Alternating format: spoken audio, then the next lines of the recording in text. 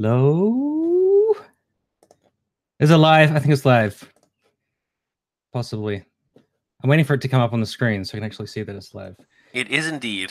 Okay, so hello. I am here having a conversation with a YouTuber known as Humanity Forever. They contacted me about having a conversation. Not really sure why, but that's cool. And all right, who are you? You can see how fucking professional I am at this.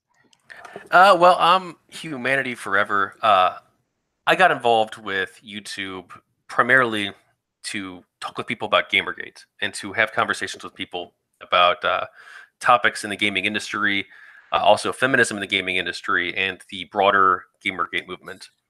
But over time, as Gamergate sort of winds down, my focus began to shift more towards politics and societal issues.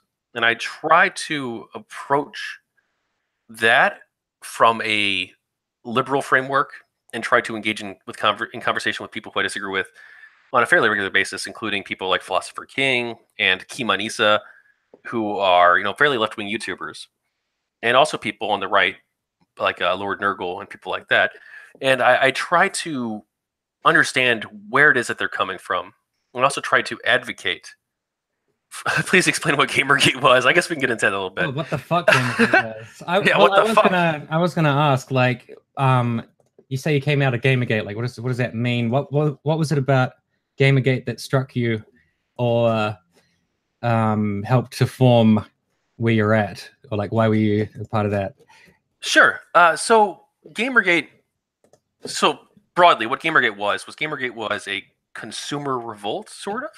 It was people in the gaming community who felt as though the gaming press was not advocating for their interests, and also that the gaming press was perhaps a little bit biased against gaming consumers, especially the more hardcore gamers. And it was a response to a lot of articles being published within a very short time span that basically said that the hardcore gaming audience was racist, sexist, or at the very least had a lot of problems in that regard, and that it needed to be rebranded. You needed to sort of drop the gamer label and move towards a more social justice oriented community. It all came out of that blog post by that guy Eroji. I don't know his name exactly, but blog post about Quinn. I think we can delineate a couple of things here. So I think Gamergate was more the response to the games press, but there was this guy Aaron Gajoni, I believe, Aaron Gajoni, yeah. He published this blog post about a bad breakup he had with his girlfriend and how she cheated on him. And that allegedly was sort of like emotional revenge porn, kind of just a big splurge about she was abusive and she did all of this and all of these terrible things about Zoe Quinn that I thought the world didn't really need to know all of that stuff very much. Like, right, he probably shouldn't have published that, or at least if you were going to publish something like that, look, you want to get something off your chest. You're in a very emotional state. You want to publish something like that, at least use a pseudonym. At least, I want to destroy this person. Make it anonymous, right? Make it anonymous. That's what he probably should have done, right? And so this kicked off, and you saw people on Reddit talking about it. You saw people on 4chan talking about it. You saw people on Something Awful talking about it. All these different websites were talking about this thing, and it was drama, and it was silly, it was stupid. And then you saw this big backlash from the gaming press, where the games press effectively said that the gaming community is sexist and has a problem with women because they have shared this post on Reddit and discussed it and things like that. And a lot of other articles came out within a very short time span, within a couple of days, talking about how the gaming community needs to change, how gamers are dead, how the gaming community has a problem with women. And a lot of people thought that they were painting with a broad brush. They thought, this does not represent who the gaming community is. Of course, there's going to be assholes in any community, especially a community with tens of millions or hundreds of millions of people, if not over 1 billion people, right? This is a very large industry. It's larger than Hollywood in terms of how much money it generates. So it's a very large industry. There's going to be bad people out there, of course. Of course, that's true of any community of this size. but that this does not represent who the gaming community is. This does not represent who these people are. And we felt as though the games press really painted with a broad brush and portrayed gamers in an unfair light. And so you saw a backlash to these articles. Do you think that there is no wider issue amongst gamers with sexism of any kind? I would say most likely not. I would say that there, if there are issues within the gaming community, then they'd be issues within our broader society, because gamers are just normal people.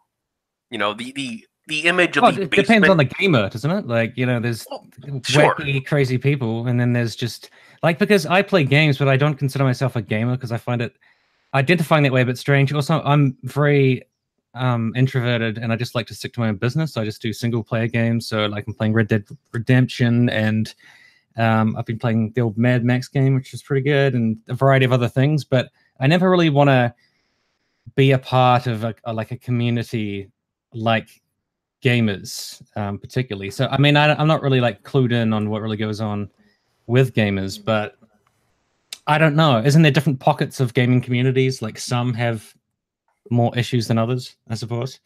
That's probably true within any group, right? Anytime you have people being segmented into different communities and different subgroups and subcultures, you're going to see different attitudes present themselves, right? Well, then, even like Star Wars or whatever, there's people who are like, I'm the ultimate Star Wars fan. I fucking know all of the lore. I know everything. You're a fake. You don't know shit about Star Wars. You're a moron. Oh, shots fired, Eckhart's Ladder. Shots fired. I don't know who you're talking about. Whoever that person is, fuck them. No, I don't know. But you know what I mean? Like, there's things that people call toxic fandoms. For example, there's like Rick and Morty. When all of the Rick and Morty fans get angry about something, they just fucking pile on to people. And there's this a bit of a herd mentality or group mentality, and obviously that doesn't extend to all gamers. But do you think that they are ever prone to kind of herd mentality?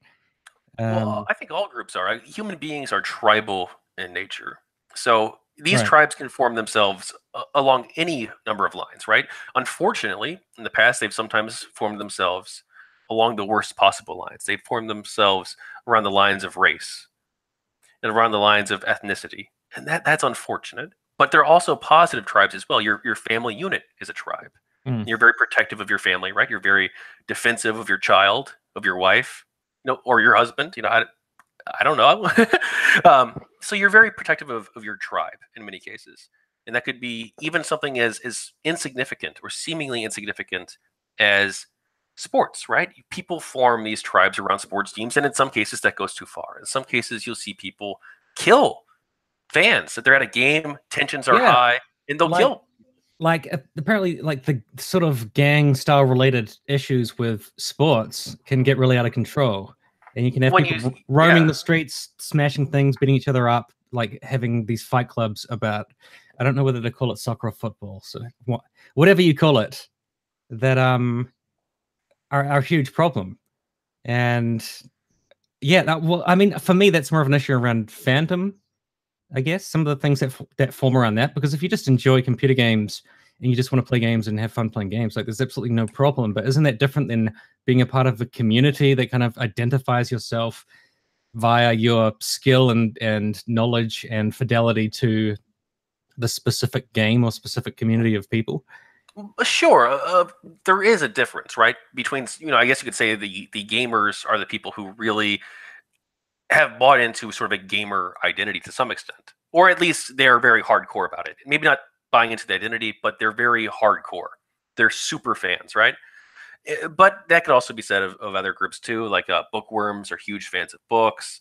Cinephiles are huge fans of movies, so on and so forth. And I don't think it's a fandom thing. I think it's a tribal thing, that human beings form these tribes, sometimes on a rational basis, sometimes on an irrational basis. And that this tribal mindset oftentimes has both positive and negative consequences. Right. Well, there's someone in the chat here who was annoyed at the idea that the gaming community isn't worse than society at large. So they seem to think that the gaming communities are worse than society at large. Because I can only speak as an outsider who just sees people who are gamers doing fucked up things. Like, it'll be like this incel person had a huge issue with women, so he went out and shot a bunch of people, and he came up through gaming forums, and there's a very toxic culture and all this sort of thing. But that doesn't really tell me in general how fucked up gamers are. Like, I don't know statistically how much more fucked up gamers are than just average people. I would probably assume that it would be a bit more fucked up just because these communities are a bit more intensive and it's around a specific product or thing that they like. And I'm a metalhead as well, and I'm also wary of metal communities because, like, for example, you know, black metal community in the 90s running around burning churches and infested with Nazis and like committing all sorts of hate crimes, but I can still put on black metal and have a good time and enjoy the music. So I find that these are things that are difficult to know scientifically. You just get a general idea of do gamers in general seem toxic or don't they? Do they seem better than general society or don't they? Well, I don't know. Yeah, I'm not even sure how you measure that, right? I mean, because let's face it, a lot of people who did grow up as gamers in the 90s and the 80s and even the 2000s, a lot of them were relatively marginalized people, right? You're the dweebs, you're the dorks, you're the nerds, right? You're not exactly the going out with the cheerleaders. You're not the popular kids in the school, right? But sort of goth kids have that too, and metal kids and punk kids, and well, I mean, those communities also have a reputation, positive. I mean, whether that's justified or not. Like, for instance, the goth kids, or the emo kids, they're associated with cutting themselves. Does that mean that they all cut themselves? Does that even mean that most of them cut themselves? Maybe, maybe not.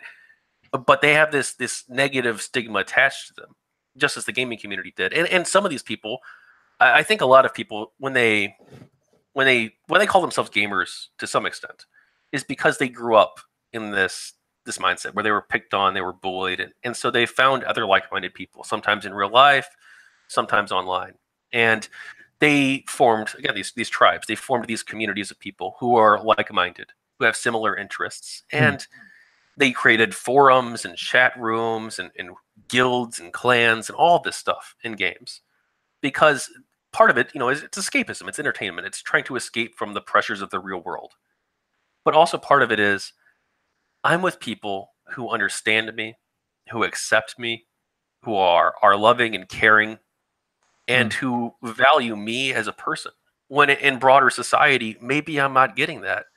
You know, maybe I've got a bad situation in the home. Maybe I've got a bad situation at school. Maybe I've got a bad situation in the workplace. I'm unhappy with my job. I'm unhappy with my life. But these people care. These people understand me.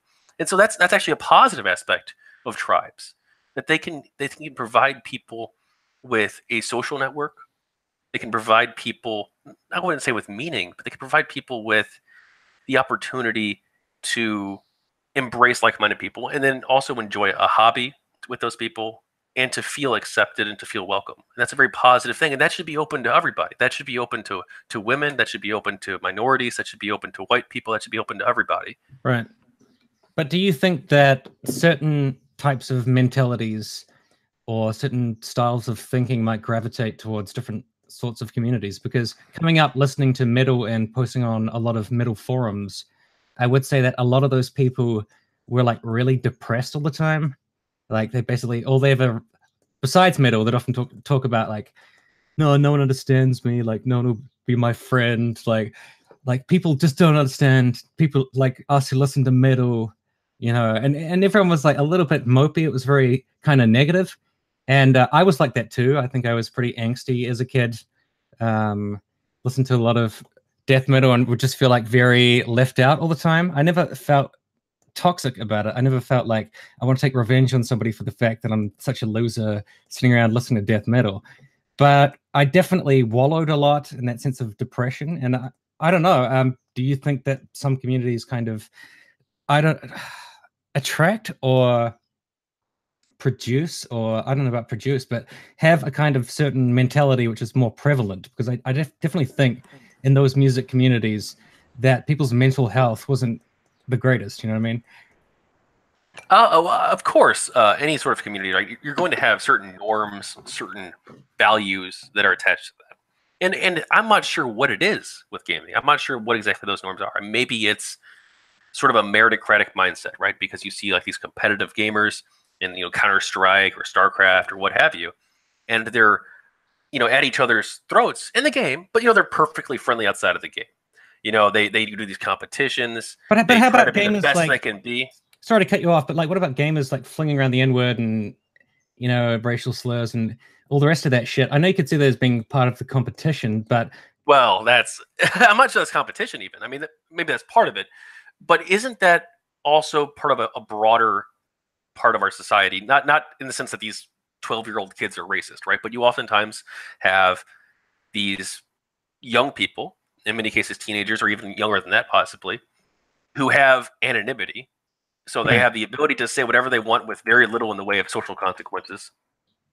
And it's kind of edgy. It's kind of, oh yeah, well fuck you, nigger. I had sex with your mom last night. You know, blah blah blah blah blah blah whatever. You know, they say these things. Right, and it And becomes normalized in that community as a part of, like, that's how you express yourself when you're pissed off.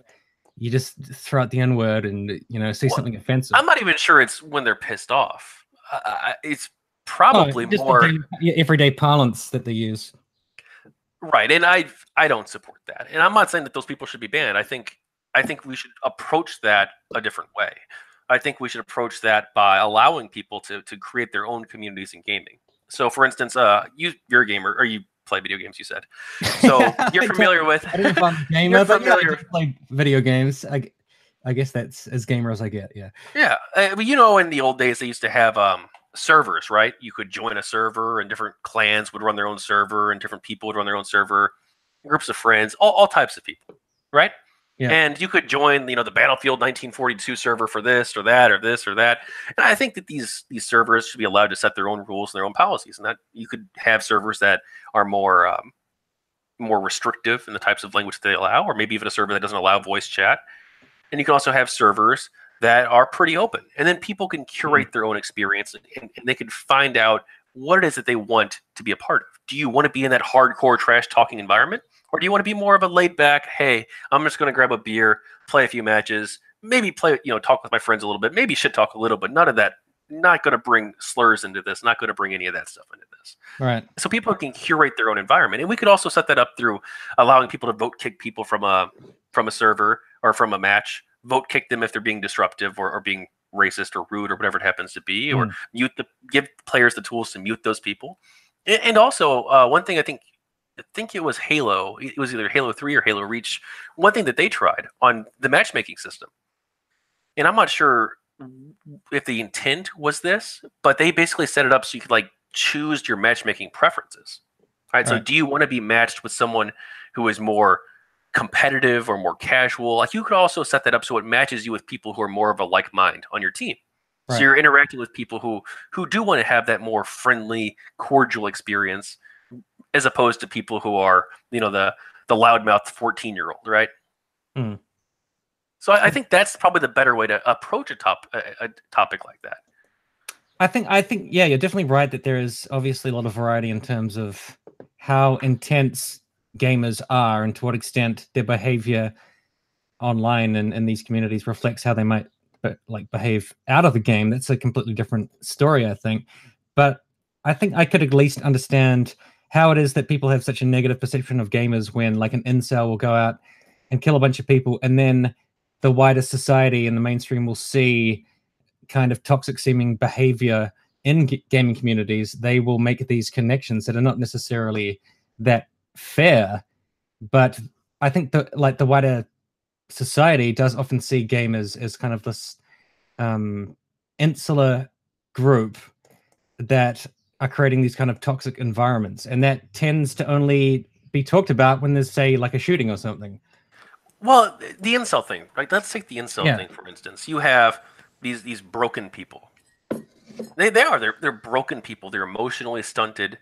Yes. And they are struggling in life, and they oftentimes seem to place that blame either on society or on women or on a group of people who the blame does not clearly fall on. So they want to blame others for their own personal problems. Well, do gaming communities aggravate that at all, depending? Oh, I don't know. I think these people. So first of all, right, a ton of people are gamers. Like, so if you look at this, to some extent or another, right? Like, I'm not sure if you want to consider people who just play Candy Crush for 1 hour a week in that category. Probably not. That's probably A lot of gamers would demographic that we're probably feel talking. insulted if you included those people. And it's probably a very different demographic, right, than the people who are playing Call of Duty. So first of all, a lot of people are gamers, and also if you are someone who's disconnected from society, you don't have any very strong social ties in real life, and maybe not even online. What are you going to do with your free time, right? You don't have a job, you don't have a girlfriend. What are you going to do? You're going to watch movies, you're going to play video games, Mm-hmm. you're going to be a couch potato, or you're going to be a gamer, or you're going to be something like that. Yes. Sorry, I thought you were going to say more. Well, I just that if you were disconnected from society, right, you don't have a lot of social avenues that you are very good at pursuing. So you're not going to go out to the bar with your friends. You're not going to go to a concert even. You're not going to meet up with your girlfriend or anything like that. You're going to do something that you can do from the comfort of your own home. It is very easy to get into, relatively cheap. Consoles, what, $400, $300. So it's not super expensive. And something that you could just spend your life getting absorbed into to escape from the real world. I guess it would depend on the person, but then you've got to wonder, would you be getting involved in a community of people who are helping your mentality about how society has treated you or aggravating it? And I think that's obviously a question of the community, because as you said earlier, there will be communities where it's good for you because you meet some chill people and you have a great time and it's actually good for you. And then there's potentially other communities where there's a lot of resentment and rage in those communities, which could aggravate your mentality. Well, I think this sort of gets to what you were saying about there being very different communities, right? So there's some hardcore communities out there. And I'm not saying that these are bad people or anything like that. I'm not saying that they're bad people, but you see are you familiar with Face Punch? No. It's basically a Gary's Mod forum. And that's how it started anyway. It started as a Gary's Mod forum. And these people are hardcore. Gary's Mod. It's a mod for Half-Life 2, where you see like PewDiePie. I think I don't watch him, but I think he plays on that, and other big YouTubers play on that, and it's a very popular game, and they have a very hardcore mentality, very very hardcore. Not that they're bad people or racist or anything. I think most of them are pretty liberal, actually, if you read the forums, because they talk about politics a lot. Most of them are pretty liberal people, but you'll see that they have a very rough and tumble dialogue, let's say. But then you also see other communities pop up where people are more friendly, and these communities are somewhat segmented. So it's hard to say which one are the real gamers, right? Well, maybe they're all real gamers, and they're all just people, and some of them are going to be good people, some of them are going to be bad people, and it's very possible that you could end up in a community in the gaming industry, in the gaming community. You could end up in a situation where you are talking to the bad people, but I'm not sure that's unique to gaming, right? You said in the metal community, you could end up in a community that is not so healthy, not so good, that perhaps has a lot of resentment towards minorities, for instance, right? You could end up in a community like that, or you could also end up in a very loving and compassionate and very passionate about metal community. Well, there's also people who are part of those forums who would do meetups and just go to concerts and hang out, and that was like a very not toxic area of those forums. It was just like, oh, let's meet up and hang out and drink some beers and go to a concert and whatever.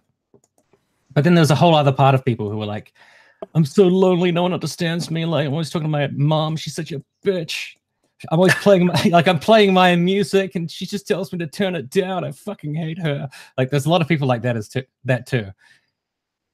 So I don't know. It's obviously hard to track scientifically. Maybe there's studies about this. Right. I'm not sure if you've seen anything. I'm not saying that there aren't bad people in the gaming community. Anytime you have a large group like that, there are, and maybe some of these communities that exist within gaming are less than healthy. But I'm not sure that that's unique to gaming per se. I think that's unique to this whole internet thing is very new to us. This new social. I can't talk. This whole social media thing is very new to us as a society, and I'm not sure we necessarily know how to deal with that yet. I'm not sure we know how to interact with each other in an anonymous or pseudonymous space. And maybe this is leading people to find communities that are more harmful. And it's also helping other people find communities that are helpful, right? You see people who are like, I was going to kill myself, but you guys talked me out of it. And you see this amazing uplifting stories, right? I was going to kill myself, but then I joined this forum, and now I'm going to kill myself and a bunch of women. Fucking whores. Well, you could see something like that arise as well. Right. You could see the good and the bad. And I'm not sure we know how to navigate the internet just yet. You know, as human beings, we were basically evolved to live in what was effectively small tribes to begin with, right? Dunbar's number. The average person could really only know, I think it's it's either 100 or 200 people. I thought it was 100, but maybe it is 100. You're designed to operate in these very small 150. So 150 between. Yeah. So you're not, and of course there's going to be some variance, and there's some people might be able to know 170, some people might know 130, right? But roughly it's 150, let's say. You're not really evolved to one, live in complex societies, and two, to have access to every single person's thoughts in those complex societies all the time. Right. So it is something very unique that is happening. It's something very new. And maybe we're going to figure it out. Maybe we're going to find a way to have healthy discourse online that isn't just calling each other cucks or calling each other SJWs or calling each other Nazis. And we're going to find a way to interact with each other in a very compassionate and understanding way. Peace, love, and understanding. maybe. Yeah, I think the problem is, or the issue is, when people start thinking of these boogeymen or women or creatures, other people who are responsible for your problems, whether it's like women, Jews, immigrants, gamers. I don't know if it could be gamers, potentially. What could be? Really? Gamers are ruining my life. Well, I mean, we did see people saying that, didn't we? Who? Well, I mean, Anita Sarkeesian. Yeah, but she is a gamer, right? So isn't it a bit contradictory? Well, I mean, I'm not going to get into not that. A gamer. I don't know if she's allowed to be a gamer. Well, I mean, she's allowed to be a gamer. Sure, absolutely. Anybody can be a gamer, right? That's the whole. Anybody can be a gamer. I'm not saying that anybody can't be. That is exclusive to white men, or that feminists can't be gamers. To take our games away. Well, so let's talk about that, right? Taking our games away. Now that's our guns. Well, I'm not sure what Sarkeesian's. I'm not sure what her views on guns are, but I can't imagine that they're very positive. I would not be surprised. But let's talk about that for a second. I did a video on that a while back, the gatekeepers, and I thought it really addressed the underlying philosophy here. I think that Anita Sarkeesian and a lot of people who are in the feminist community hold this view that certain types of games or game elements are harmful to the broader society. Yeah, not just that they don't. When she was talking about we go to the strip club and you can kill a bunch of prostitutes and move their bodies around into mocking poses. Right. That things like that could possibly have negative repercussions in the real world. That it could possibly inspire somebody to act that way, or inspire somebody to hold a negative view of women because you could do that in the game. And to her credit, right? We are human beings. We are the sum of our experiences in many cases. So anything that you experience, anything that you take in, can influence the way you think, right? So if you see a dead deer on the side of the road while driving to work, that could influence your perception of nature, your perception of our road system, your perception of driving cars. Like, why are we driving cars that kill animals? Why are we driving these vehicles that hurt animals? Or maybe you're going to come the other way. If you're going to come rode on deers, then exactly no one could have hit that deer because we'd all just be riding on deers. Well, I don't know, man. Have you seen, like, you play Red Dead 2? You see those videos? You see the videos online where it's got the two deers fighting each other? So maybe the deers are going to kill each other with us on them.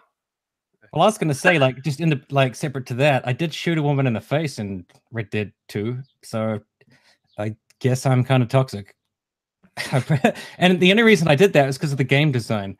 Because I went hunting and I got a legendary animal, and I was riding around with it on my horse, and then I came up on this woman. She's all like, help me, I'm stuck under my horse." So then I get down, and I help her from out under the horse, and then she's like, "Can you give me a ride back to town?" And I was like, "No, I've got this fucking I've got a pelt on my horse." So I just shot her, and I was like, "Fucking game made me shoot this lady. I didn't want to do that. It's just I've got to take the legendary pelt back to town." And I immediately felt bad because I was like, "She's just a bunch of pixels," but I've just chosen to shoot this fictional woman. Now I feel kind of bad. Right. So let's get to. Sorry, if you don't mind, I was gonna. Very random story, but it's just been on my mind. What have I done? Well, I got us off topic with the deer thing. So you could also come at that the other way, right? You could come at it the other way and say, like, look, the state of nature is animals and creatures dying, killing, and being killed. That is the state of nature. And there's nothing inherently unique about when a human being shooting a deer, for instance, right? If you're hunting. So maybe there's nothing inherently wrong with that. You could come at that the other way. Rather than the, oh my God, how horrible it is. You could be like, well, this is how things are. This is how living beings evolve on a planet. Yeah, like on the hierarchy, cars come up above deer. They're an apex predator. Cars are. Yes. So yeah, you could easily be, not easily, I shouldn't say that, but you could be influenced by anything that you experience in the real world or anything that you see in the real world. And that's true, right? That's absolutely true. I don't think anybody would deny that. But at the same time, you're influenced by everything, right? You're influenced by all the things around you. You're influenced by your parents, by your genetics to some extent, right? You're influenced by your school, your friends, your social circles, your online communities, your workplace, all of these things. And I think that probably plays a much larger role in influencing people's value systems than, say, Call of Duty or Grand Theft Auto. Well, that's the thing. So, like the part of Anita's analysis I disagree about is fixating so much on the things in the games. Like, as I've sort of made clear so far, I think that the gaming communities are more significant than the actual games. Like what groups of people are forming around the games. I think that, to me, that's a more relevant question because, yeah, your peer group or your social group or your community is going to really impact you a lot. And maybe there'd be a question as to, do certain types of games create more toxic communities? Or, I don't know what the answer is to that, but that's where I disagree with Anita's analysis. But I also think that if her analysis was just about communities, she would probably get just as much shit anyways. So people would still be angry at her. Oh, that's probably true. People would be angry. People are like, she's demonizing gamers now. She's gone off the games, and now she's, that's where it would go.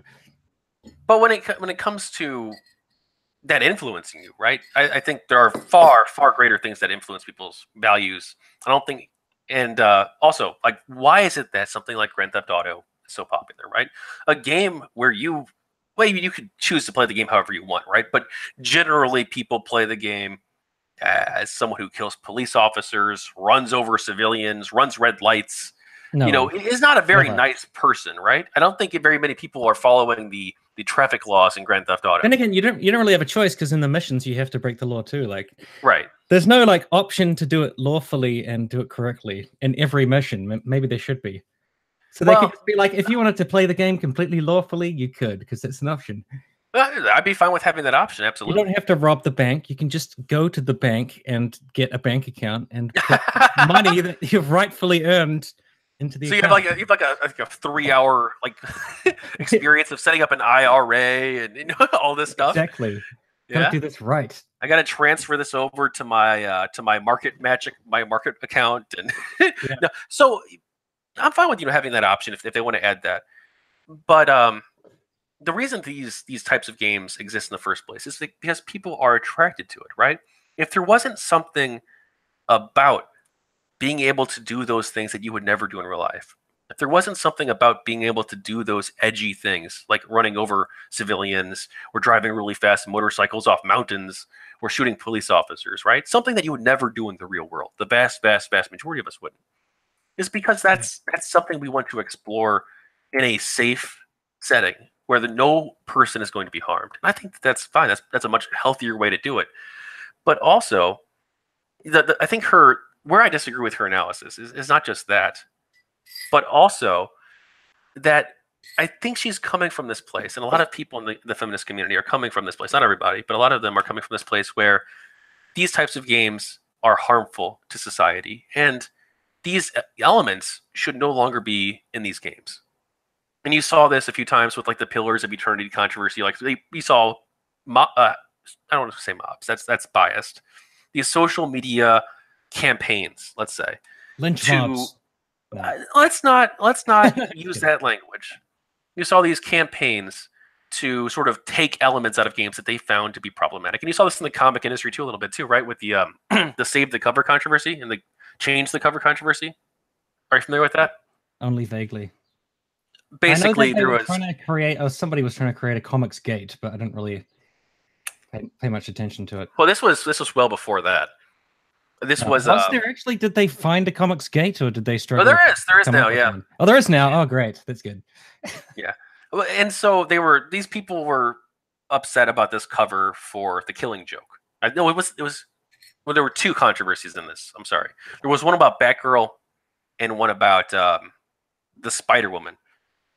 And the argument was that look, these covers denigrate women, or they promote a negative image of women, or they possibly portray things that are negative, and that they should be changed. And other people were like, no, the creator of the comic created this cover because they thought it was awesome, and they should be allowed to keep the cover. And if you don't like the cover, that's fine. You can criticize the cover. You cannot buy the comic. You can buy an alternate variant of the comic with a different cover. You can do any of these things, and you can criticize it, absolutely. But don't demand it be changed. Batman, The Killing Joke? Was it The Killing Joke, or was it a different? I think it was a Because I looked up The Killing Joke, I can't see any controversial. Just image search cover. Or change the cover. # change the cover. Oh, is this the one that the Joker is sticking his finger in her face and she's crying? Is it? Yeah. Oh, is that the one? And there was also one with Spider-Woman too, but that was before I got involved with all this stuff, so I don't know. Right. So yeah, I think could see the Joker being a rapist, so like that's not that surprising, is it? Like he's a psychotic, evil man. Right, and I'm not sure they actually showed rape in the comic, but no, I I'm think just saying, some like, people perceive the implication to be. Yeah, but if that's the implication, would that really be out of step with the character of the Joker? That is. Oh, probably not. Well, I don't know. I'm not sure the Joker would go that far. I don't know if he's ever done. He's many things, but I'm not sure he's a rapist, right? He's many things. A sexual predator. But people were upset about the cover, and they demanded it to be changed. And that sort of mindset is what got me involved with Gamergate. Right. It was, this, we have to change this. We have to pressure these companies and these developers and these artists into changing what is in their product, rather than encouraging the types of content that they want to see. Like, it would be so great if anytime there was some sort of controversy in a game or a comic book, right? Instead of saying, take this out, you said, let's create something better. Or here's how I think you could do better in the future. And have that conversation instead. I think the difficult aspect of it for me is that this seems to be a thing that would only really matter that much to people who are really involved in comics and just really obsessed with this particular content. Because when I see this kind of thing, I just think I don't care at all. Like, it just doesn't. I don't see how it impacts anything. Like, even if it was about something that I liked, like metal, so long as the music was still good and I could just listen to the music, I wouldn't particularly care about people advocating to have changes or make differences to things. I guess if they super succeeded and they managed to, I don't know, take guitar solos out of metal songs or something, then I'd get up in arms and be like, motherfucker. But is this like, is what they're trying to do with comics really destroying people's enjoyment or experience of comics enough that, like, if they get rid of a cover or a certain series that you liked gets kind of a bit SJW, is that enough to really like set off the alarm bells that your world of comics is being destroyed, like it's all crumbling? So that's a great point. That is a great and interesting point. And I think there's sort of two approaches to that. There's the, hey, I like this aspect, right? There's those people, right? But also, there's also a very principled approach too, which is where I come at it, which is that it creates a chilling effect. When you have these social media campaigns pressuring developers and artists into changing a comic book or a video game to take something out, when you have that, it creates a chilling effect where future developers will be afraid and future comic book artists will be afraid to create that type of content. And what if these it should creates be a new market of people who maybe that you don't necessarily relate to, but there could be, I don't know, a new market of young women or a new market of a particular group of people who it might appeal to more. But then you'd feel kind of left out, like they've stopped trying to appeal to people like me. Now they're appealing to other people. Or if they're trying to appeal to people who like diversity, or they're trying to appeal to, I don't know, pro-immigration people. Well, I'm fine. I'm fine with that, though. I'm fine with people creating that type of content. So my view on this is that artists should be free to create the content that they like. They should be able to create the video games and the art that they want, and people can criticize that, but they shouldn't demand that something be removed. And if you don't like that, then you should advocate for the things that you do want to see in the industry. Advocate, so vote with your wallet, right? Buy the products that are more in line with your values, and also, crowdfund and support the products that you like. And I think that the gaming industry is big enough for all of these. It's big enough for games like Gone Home and Life is Strange, and it's also big enough for games like Deus Ex or Halo and Grand Theft Auto. And also, the titty simulators, right? The Dead or Alive Extreme Beach Volleyball. This is a huge industry, and I think that there's room for everybody in it. But people are very scared of existing things being changed, or a series being changed in some way, or changed, or possibly even not even being made anymore, right? So that's what they're afraid of. They're afraid that rather than having a broad market where you have all of these different things to choose from, and you get to pick and choose what type of content you enjoy, rather than that, you are limited to options that may or may not appeal to you. Well, I mean, one example that I can think of is Grand Theft Auto 5. I enjoyed that game and I had a good time with it, but I did find it a little bit off-putting that they just had 3 dudes. I was like, can they have a few more people? And the black dude, Franklin, is still kind of like stereotypical black guy. Like, he's kind of like all the black guys have been in the previous episodes of the series, and I just felt like, can't they do a little bit better than just 3 dudes? And if they had a female protagonist or just some other type of person, do you think gamers would be angry about that? Because I would welcome that. I'd be like, sweet, this is a little bit of variety, because I really enjoyed Grand Theft Auto 5, but it's just 3 dudes. Like, it seemed a bit much. It would be fine if they had a female character, or they had a black character who didn't act more stereotypical, right? Yeah, that would be fine. I think almost all gamers would be fine with that, right? But I think actually this is kind of a problem, right? I think that you would see a lot of people in the games press create an outrage here. They would find 5 tweets on Twitter of actual bigots complaining about this, or maybe even just trolls complaining about this. And they would say, "Oh, look, gamers are mad about. Gamers are upset about this." Like, and really, that's Grand Theft Auto 6 protagonist is like Muslim. Right. Right. They would say. It would kind of explode. You got to admit, people would be pissed off. Like, oh my god, it's diversity signaling. Well, so if it were just a black person, if it was just a woman, or just I think there probably would be some pushback. Come on. No, not even Muslim woman. Like, if it were like transgender, non-binary wheelchair woman, like, I think people would be like, "Come on, dude, this is so pandering. Come on, what the fuck?" I'd play a Grand Theft Auto with a trans protagonist.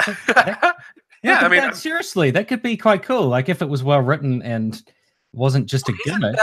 Isn't that actually sort of the opposite of what you would want, though? If you were first off, right? If you have the 2 things, right? The games press saying gamers are upset about. You have Kotaku and Polygon writing these articles. Gamers are upset about. They got 5 tweets. Well, actually, doesn't that actually create a chilling effect as well?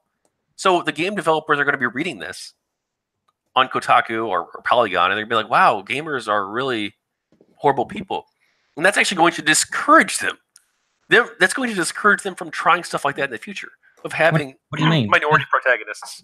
But Because if gamers are being horrible about it, are you saying that it's impossible that they would get pissed off about this kind of stuff? I mean, recently, like some YouTubers have been getting angry that they find it hard to masturbate to a 13-year-old She-Ra character, for example. And it's just such a fucking dumb thing to freak out about. It does make gamers look kind of stupid. Like, oh, why doesn't this 13-year-old character have bigger tits? Like, that's the big problem. You know what I mean? Well, I don't think most gamers would be upset. Like, if you had who was mad about Franklin? Like, so look at what with Star Wars, Franklin. right? The Force Awakens, right?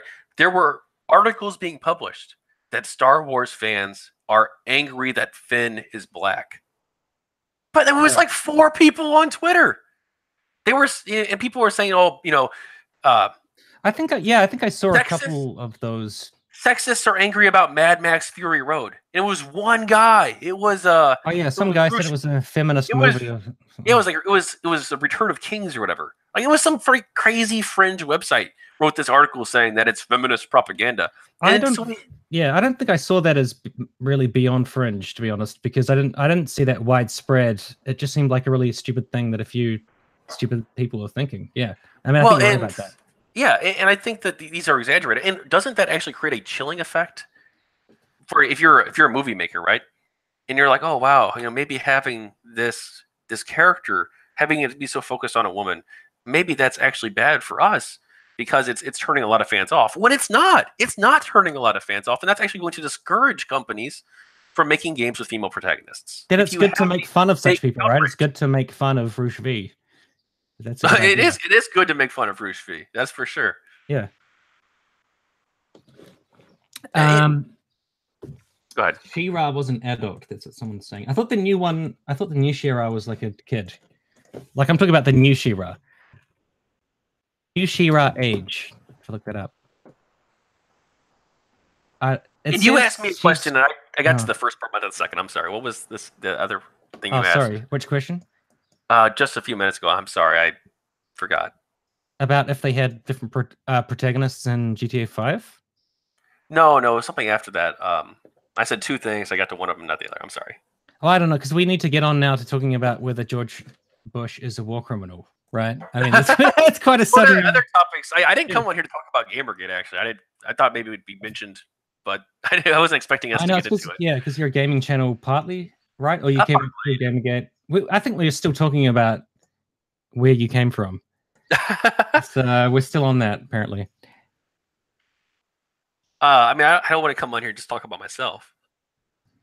I know, it's just you mentioning Gamergate led to this whole thing. So, yeah, but then you said you went more into politics, right? So, politics that you're into. Did you move more into like anti-SJW kind of stuff? Because I saw you did have a video bemoaning, or not bemoaning, that's so condescending. I mean, talking about Sargon being banned from Patreon and all that stuff. I've done some videos on the anti-SJW thing, and I was into that. I mean, I wouldn't even consider that politics at the time, right? I'm not sure I consider it politics today. It's more of a cultural debate than it is strict politics. So I've talked about that, and Sargon getting banned. That was a recent video I've done. And I've also tried to branch off into actually having in-depth discussions about policy. So I've done a few videos on healthcare policy. I've done some live streams with people like going into these white papers on different policy proposals. Like we did Medicare Extra, which is an interesting proposal. I think that they go too far in some aspects of it, but we also went to what was all-payer rate setting? Are you familiar with that? No.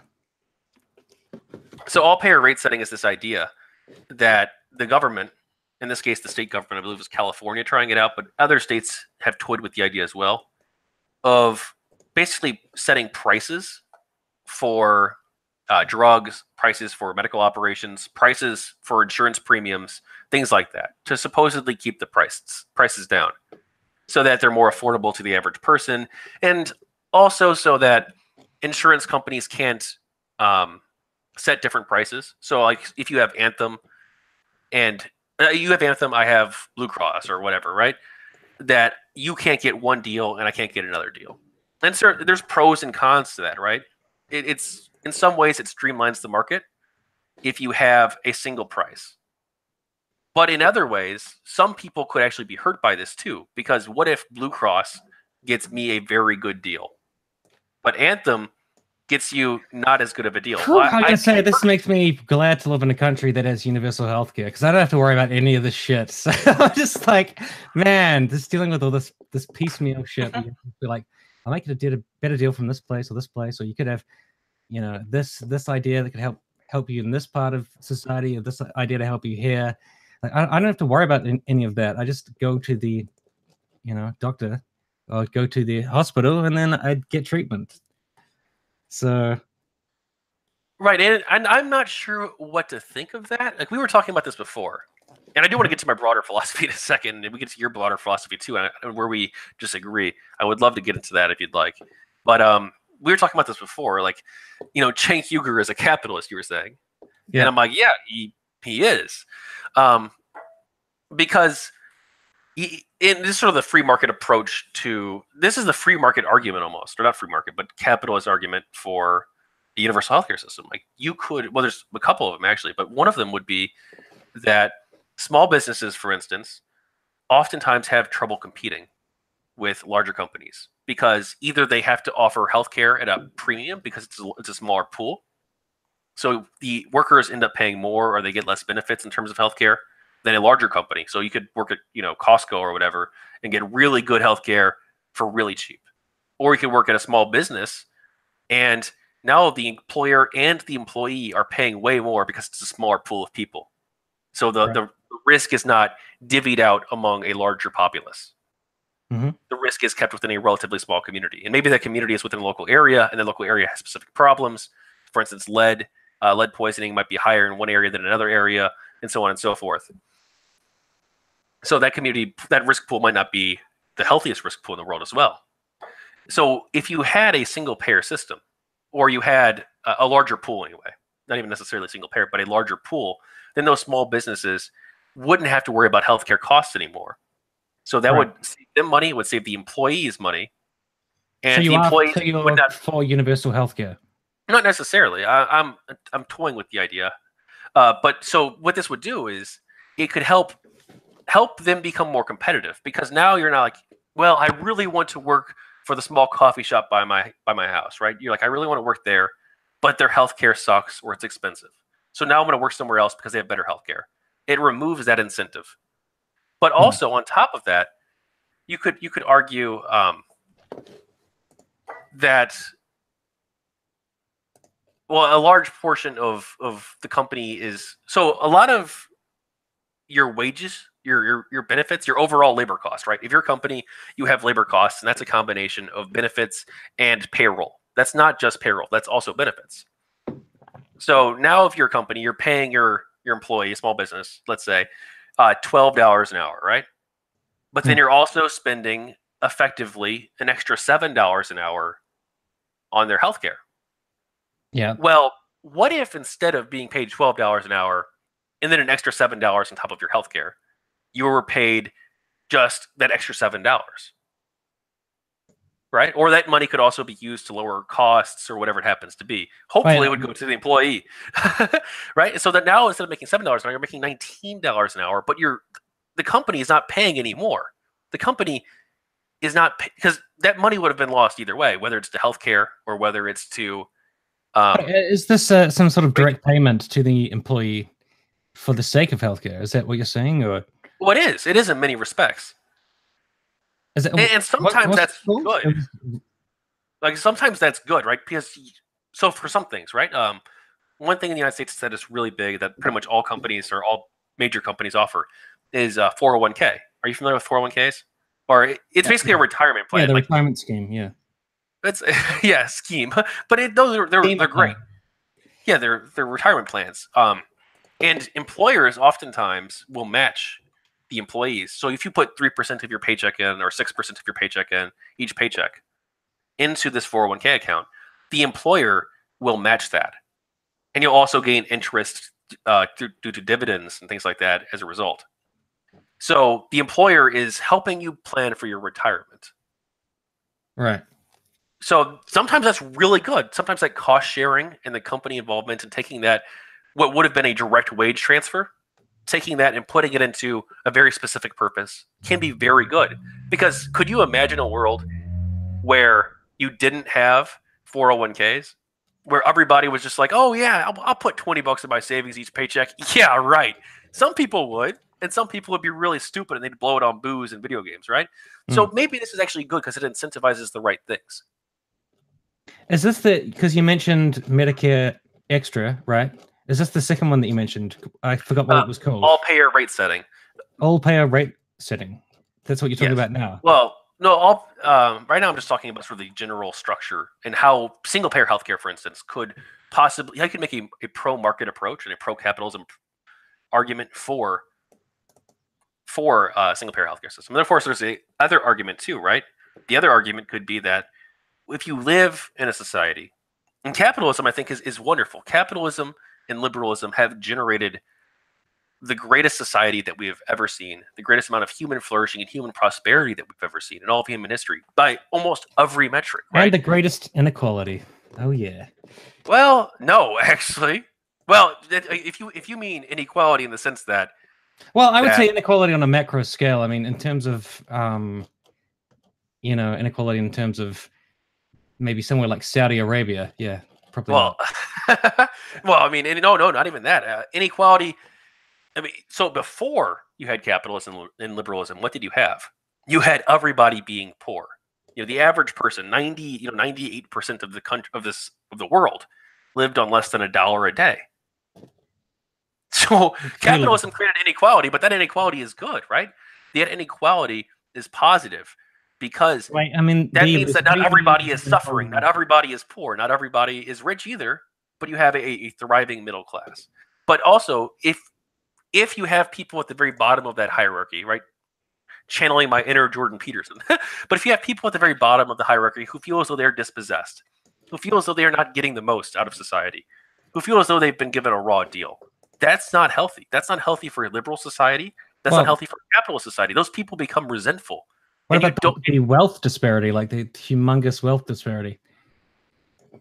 Well, I don't have a problem with wealth disparity, actually. Wealth disparity in and of itself is fine. There should always be some degree of wealth disparity, right? Well, I mean, but this is a massive, like a groundbreaking wealth disparity in terms of how much money the, very top percentage in society has versus everybody else. You don't think that's a problem? At least, if it's also growing and getting worse, and there's wage stagnation, all these things.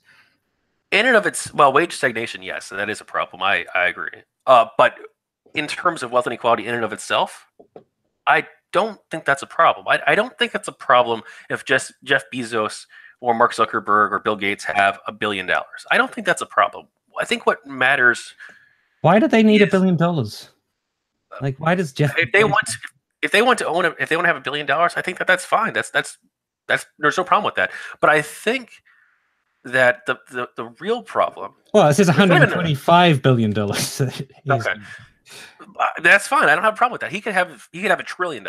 The numbers don't matter to me. What matters to me is whether or not people have opportunity to move above their station in life. And the numbers on this are pretty good in Western societies. Now, I'm not familiar with the numbers necessarily in, say, Denmark or Britain or Japan, right? I'm not necessarily familiar with those particular statistics. But in the United States, it's actually really good in terms of income mobility. It could be better. This stuff's completely losing me. Like, how do you think Jeff Bezos, like the job that Jeff Bezos has done, do you think it's worthy of that much compensation of $126 billion for one person versus like just these masses of people and families who are struggling to get by and can barely even pay their bills? Like, what is it about Jeff Bezos that makes him billions of times better than just your average schmuck, trying to raise their family? He's not better. He's not better. Well, monetarily, and maybe we should tax some percentage of that wealth, right? And help those who are struggling. A lot of that wealth, I think. Maybe even a lot of it. We could have the conversation about where you draw the line, right? But in and of itself, I don't think it's a problem that he has the money. What matters is that people at the bottom of the socioeconomic ladder, that they have the opportunity to succeed and flourish and prosper. They're never going to get 20 whatever billion dollars. I mean, I know like in their dreams they are like, But they don't need that. They just need to have a relatively good middle class life, right? Yeah, that's difficult. It's very expensive. Well, no, right? I'm not sure it is. So there's some really interesting data out there. There's a longitudinal study that looked at income mobility over 40 years, and I can link this if you'd like. But it found that I believe it was 76% of Americans are going to end up in the top 20% income bracket, and 56% of Americans are going to end up in the top 10% income bracket over the course of their lives, and that the main disconnect here is not a rich-poor divide. I don't understand. Wait, 76% of the people are going. You said that again. 76%. 70. I think it could be a 74, but I think it was 76. 76% of Americans will end up in the top 20% income bracket. But so the problem isn't necessarily a divide between rich people and poor people, right? The divide is mostly based around age and how old people are. So as you get older, you accrue more income, you accrue more wealth, and that is what propels people to be successful. And there's other studies that indicate the Department of the Treasury has done a couple of studies on this. It's a little bit out of date. There was one that looked at income mobility from the late 80s to the early 90s, and there was another one that looked at it from the mid 90s to the mid 2000s. These two studies, and they found in both cases that income mobility from the bottom bracket, from the working class into the middle class, is about 61% in the late 80s and early 90s. So that means that 61% of poor people are going to become middle class. And in the mid 90s to the mid 2000s, it was 62%. So it went up 1%, but that's also kind of statistically irrelevant. That's a small change. So 62% or 61%, however you want to cut that cookie, of poor people will end up in the middle class. Now, I'd like to see it be 80% or 90%, and we could try to focus on policies that will make that better, right? That's what I'd like to see. But there is considerable mobility within a society. And the Brookings Institute, nonpartisan think tank, they've found that 98% of people who are poor, who graduate high school, get a job, and don't get married or become pregnant until the age of 21, 98% of those people will end up entering the middle class. Okay, but there's some caveats there. Like they can't get married and they can't have a kid, and they have to be single. So it comes to until 21. So that's what they found. But I think that shows that a lot of this does come down to life decisions, and we have to, as a society, encourage people to make the right decisions and to help guide them. But maybe we should also have a conversation. I would say about how. Go ahead. If Jeff Bezos is running around with $126 billion, and you've got stagnant wages and the cost of living is going up, then being in the middle class itself is not necessarily going to be this fantastic thing for everybody. Like I just don't know why you would focus on. Like to me, that's like focusing on helping the richest people in society, because you're basically like, do whatever you feel like. You can just, take whatever money you want. There shouldn't be any limits on basically how much you can accrue. You are worth so much more, anything that you've even done in your entire life, because I don't know how anyone is worth that amount of money. And as for the middle class, we'll just find little bits and pieces to just some scraps to give you, and just say, now you're middle class, so that's fine, you're doing well. To me, it just doesn't really add up in terms of how would you want to run a society in that way, to the detriment of, I don't know, such a massive swath of people. Well, I'm not sure how you. Again, I'm not sure how the problem is how much money Jeff Bezos has, right? Isn't the problem how much mobility people have to succeed in life? Yeah, but mobility into what? It has to be into something that's actually prosperous. Well, if 76% of Americans are ending up in the top 20% income bracket, then that's right there. That's success.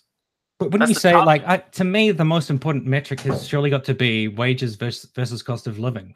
I feel like that's just the main thing, because if you don't have enough money to really live in society, And if relative to everything else, the amount of money you're making is not really going up that much, and cost of living is increasing, then what does it mean to really be middle class? And what does it mean? And just in comparison to the richest people, like I just don't see how that is, how logically makes sense that someone could be worth that much money. Well, I'm not against necessarily taxing Jeff Bezos' wealth, right? But Yeah. I think the problem is the mindset that there's a certain amount of money that someone could have that is too much money. You just have too much. I don't think that's a good way of looking at it. I think the way to look at it is twofold, right? Yeah, but one is the amount. Then you would look at the middle class and say, "But you've got enough money." Yeah, how come the middle class they've got enough money? You know, but Jeff they've had enough money to be. They've had enough money. They've had enough money to live pretty good lives, right? They can go out there and buy the latest video games and get a car and all the good stuff, right? They can. They're not living paycheck to paycheck. But Jeff Bezos could go out and buy all the gaming companies and just, I don't know. So, but no. A warehouse with you didn't let me finish my point, though, right? So part of it is the income mobility. That is something that we have to focus on. We are a meritocratic society. We believe in meritocracy here. But also, maybe we should have a conversation about the people at the bottom of the ladder and how we can help those people succeed. Should there be a bare minimum that those people should get? You know, even if they make bad decisions. Now, I'm not sure. I'm not sure how you structure that. You know, whether it's through some sort of welfare program, or if it's a universal basic income, or what it happens to be. My intuition, and maybe I'm wrong about this, but my intuition is that this should be structured in a way to give people a hand up, not necessarily a handout, to help people better themselves and to get themselves out of their rut that they get stuck in because they slip through the cracks. Help the people who slip through the cracks and help them be the best they can be. Help them succeed and flourish and prosper and help them achieve a modicum of living in life, a modicum of decent living. Not saying that they should become millionaires, right? But that they should at least have access to, say, maybe basic health care, or maybe they should have access to a basic. Go ahead. But when they cross a certain threshold into that next level of wealth, is it sort of like they become a higher level of human being to the point that they can just amass as much as they possibly desire? And below that, it's sort of like we're being quite judgmental, being like, oh, you didn't quite make, you didn't fight for the scraps enough. You didn't make the right choices. Whereas this person has hit the lottery with this particular idea, so they're worth 128 billion or whatever. But the other people who are not doing quite so well, it's kind of like a life choice thing, and like sort of judging those people, even though like they're doing nowhere near as well as I'm not sure where the judging part comes. I mean, we probably should judge people to some extent. Making the wrong life choice. Well, I mean, so obviously in life, right, there are decisions that are optimal and non-optimal, right? Yeah, but I think society shouldn't be run to punish people for making the wrong choices. It should be run to provide options, basically, and not just closing doors like, oh, you've made this mistake or that mistake, or you got pregnant, or isn't this sort of the fallacy of communism, right? That there is some sort of that you are entitled to anything, no matter what you do. That you could make all the horrible decisions, all of the bad decisions. I wouldn't put it that way. And we're still going to, and you deserve to be just as prosperous as the next person, even though they're working hard and they actually have a job and they actually, they're a very loving and caring person in their community. They give back to their community. They work hard. They pay their taxes. And you should get the same amount as that person, right? Obviously, you're going to want to have a hierarchy of some extent. What matters is whether or not, one, the people are at the bottom are doing at least relatively okay, and two, that they have the ability to move beyond that position through merit. I think perhaps it's, you've got a lower bracket of society and an upper bracket, and for me, it would just be bringing up the lower bracket so that there is a base which is higher, that everybody has access to. I don't see any problem with that. Even people who've made like terrible life choices, I think, society has the resources to make it so everybody can achieve a certain level of comfort and prosperity. I don't see anything wrong with that. But I also think there's something quite grotesque about just the upper bracket just being so overwhelmingly, flooded with wealth. It just doesn't really make sense to me. I guess, like, in terms of like the principle of freedom, it seems like people don't seem to mind how much money the upper brackets in society have. Like, that just seems to be irrelevant, because I guess it's like a symbol of freedom. Whereas for me, it's kind of grotesque, I think. So, and maybe that's just a values thing, I suppose. But I also think that the base level of society, I think, should be a lot higher. I think I don't see any reason why a prosperous society should allow people to just fall into the gutter, basically, and be punished for particular choices they've made, instead of providing doorways and providing options and saying, you can still turn this around, rather than just like you're going to live the rest of your life paycheck to paycheck, struggling to get by because you made some bad choices before you were 25 or whatever it is. Well, right. Well, I don't see why we can't have both, right? Why we can't help the people at the bottom be their best selves while also not having a cap. Like, so I want to explore this with you a little bit. Well, do we have the base standard that you're talking of? Because it seems, at least in America, particularly with things like healthcare, that there are people whose lives are just completely destroyed. So that lower base of quality of people's lives in American society seems pretty much like a lot lower than I would be comfortable with. Well, the highest it's ever been in all of human history, but could it be better? Should we do things to be? Yes, absolutely. I'm not sure what exactly the perfect policy outcomes are, the perfect policies to get where we want to get are. That's something I try to explore as a person in this world, and through conversation with people and through reading and through researching topics. I'm not sure how we get to that point. I'm not sure what that line should be. What exactly is the okay, modest, bare minimum that you should get in terms of our society? I'm not sure what that is. Maybe a universal basic income could be something to solve that. I'm not sure. And that, but I mean, I think that would be kind of like rewarding people with free stuff. And even if they made bad choices, they'd still get money. And I would actually be okay with that. I mean, maybe that makes me, I don't know. Well, not harsh enough. You talk about the maximum cap, right? That there should be a cap on sort of how much Jeff Bezos can make, right? Well, I'd do it through taxes. So, why should there necessarily be a certain amount of money where you cross this threshold and it's like, okay, you've made too much, my friend. You've made too much. We're going to have to. A good phrase that I've seen for it is wealth hoarding. That it's kind of taking wealth out of society and just sitting on it, and it's useless. It's not achieving anything for anybody. And I think that if you manage to get that rich off society, you should give a little bit more back than just hoarding money. I mean, I'm not against taxes. I'm not against taxes, but I'm against this idea that there should be a cap. Like, you can't make this much, or you can't save this much in your savings account. Well, that is too much money. I'm not sure there is too much money. I'd structure it in such a way that the tax itself would kind of become an arbitrary cap, but then maybe they get extremely creative with their accounting,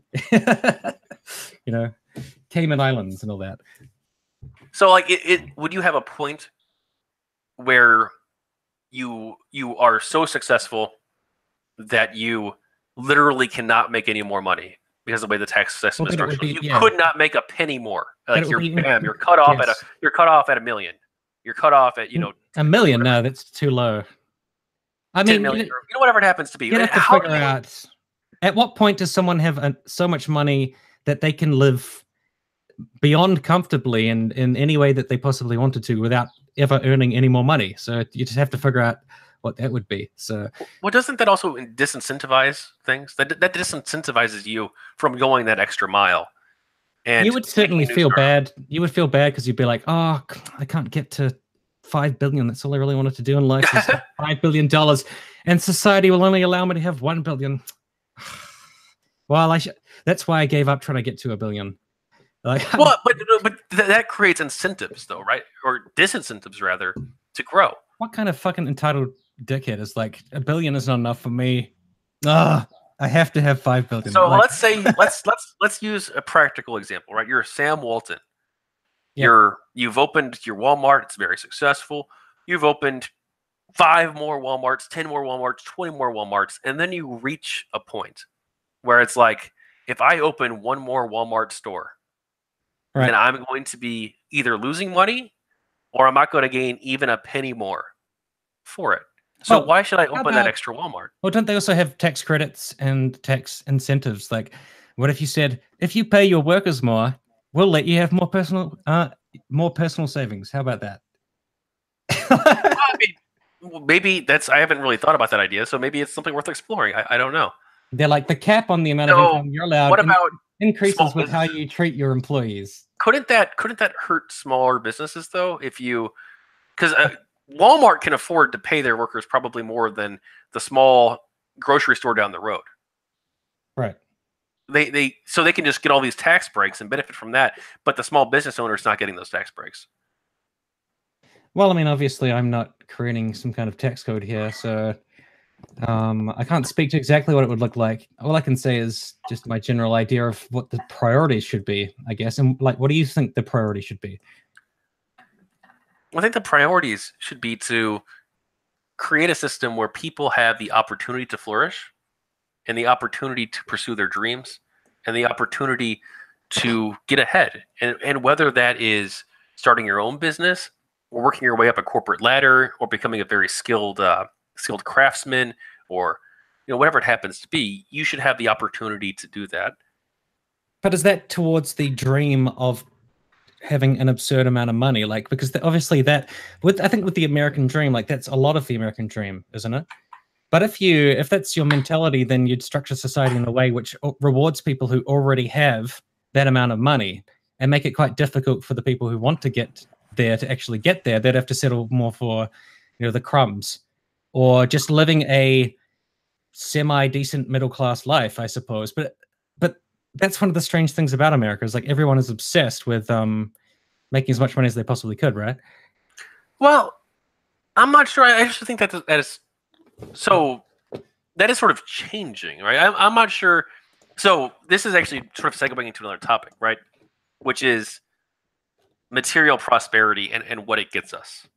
Right. So in the West, we have a great deal of material prosperity, but this does not necessarily translate. This is one of the big things I'm concerned about into meaning. It seems like a lot of people so in the West you have the freedom to pursue your dreams, and you have a fair amount of wealth. And I'm not talking about homeless people. I'm talking about your average person. Mm-hmm. But that doesn't translate into happiness necessarily. That does not translate into meaning. And so I think that's why you're seeing, I think, a lot of people killing themselves. You're seeing an increase in suicides. You're seeing the life expectancy actually decrease for the second year in a row, despite 100+ years of it going up, up, up, up, up, up, up, up, up. Now it's decreasing because of people are killing themselves. I think that's also why you're seeing people get involved with these extremist groups. Like you see the alt-right, and you see the social justice community. Not moderate people like you, but the hardcore extremists.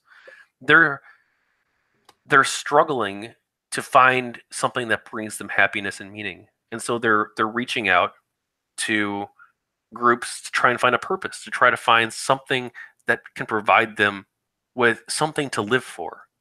And I'm not sure how we get to a point where people can find that meaning in healthy ways, because I don't think it's healthy that people are killing themselves in record numbers. I don't think it's healthy that people are turning to drugs Right. in record numbers. I don't think it's healthy that people are turning to Richard Spencer or turning to even more crazy, Louis Farrakhan or who have you. Right. These are not healthy ways to try and find meaning in a society, and also they're very divisive ways in many cases.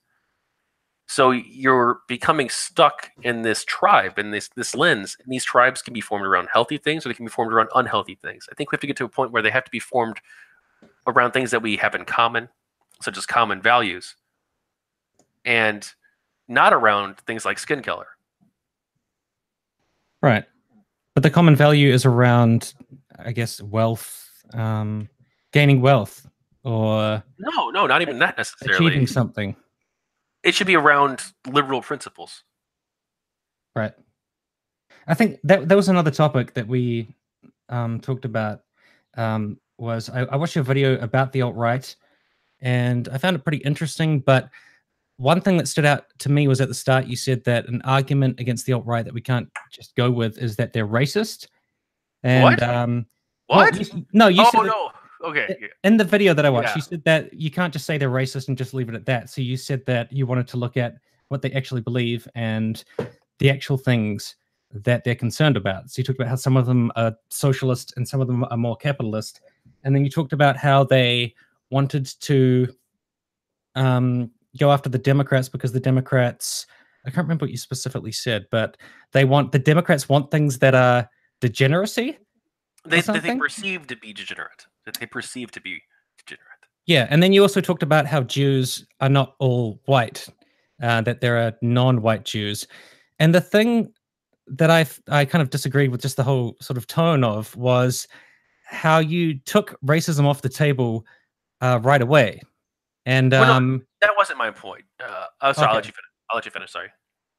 Oh no, because I think, you know, obviously anti-SJW people and anti-feminists and such, they get angry about the fact that they always get called racist, and they don't like that. And they're always like, you know, SJWs or whatever are always calling us racist. They're saying everything's problematic. But when it comes to the alt-right, that's legitimately a huge driving factor. It's just the racism. They are no. I completely agree. That was not my point at all. They are racist.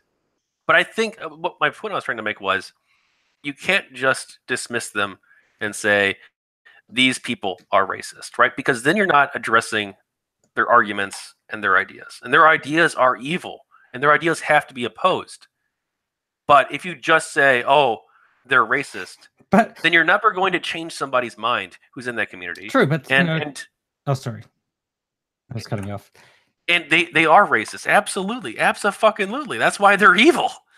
But substantively speaking, like that is actually one of the key core parts of their beliefs, that you can't really detach that from making an argument against them. I'm not trying to detach. But that'd be like saying, you know, the problem with the Flat Earth Society is not their beliefs on the flat Earth; it's this other stuff. No, that is no. I've done almost a dozen videos on the alt-right, and I do address my latest video, the white Citizens Council, right? Right. A modern white citizens council, right? I address the racism aspects of it. I address that in my initial video too, like their idea of how you can easily delineate race. Well, yeah, you can't. Right. You can't. There's literally tens of thousands of tribes of genetic clusters of people, right? And then even within those clusters, you're going to find a lot of diversity.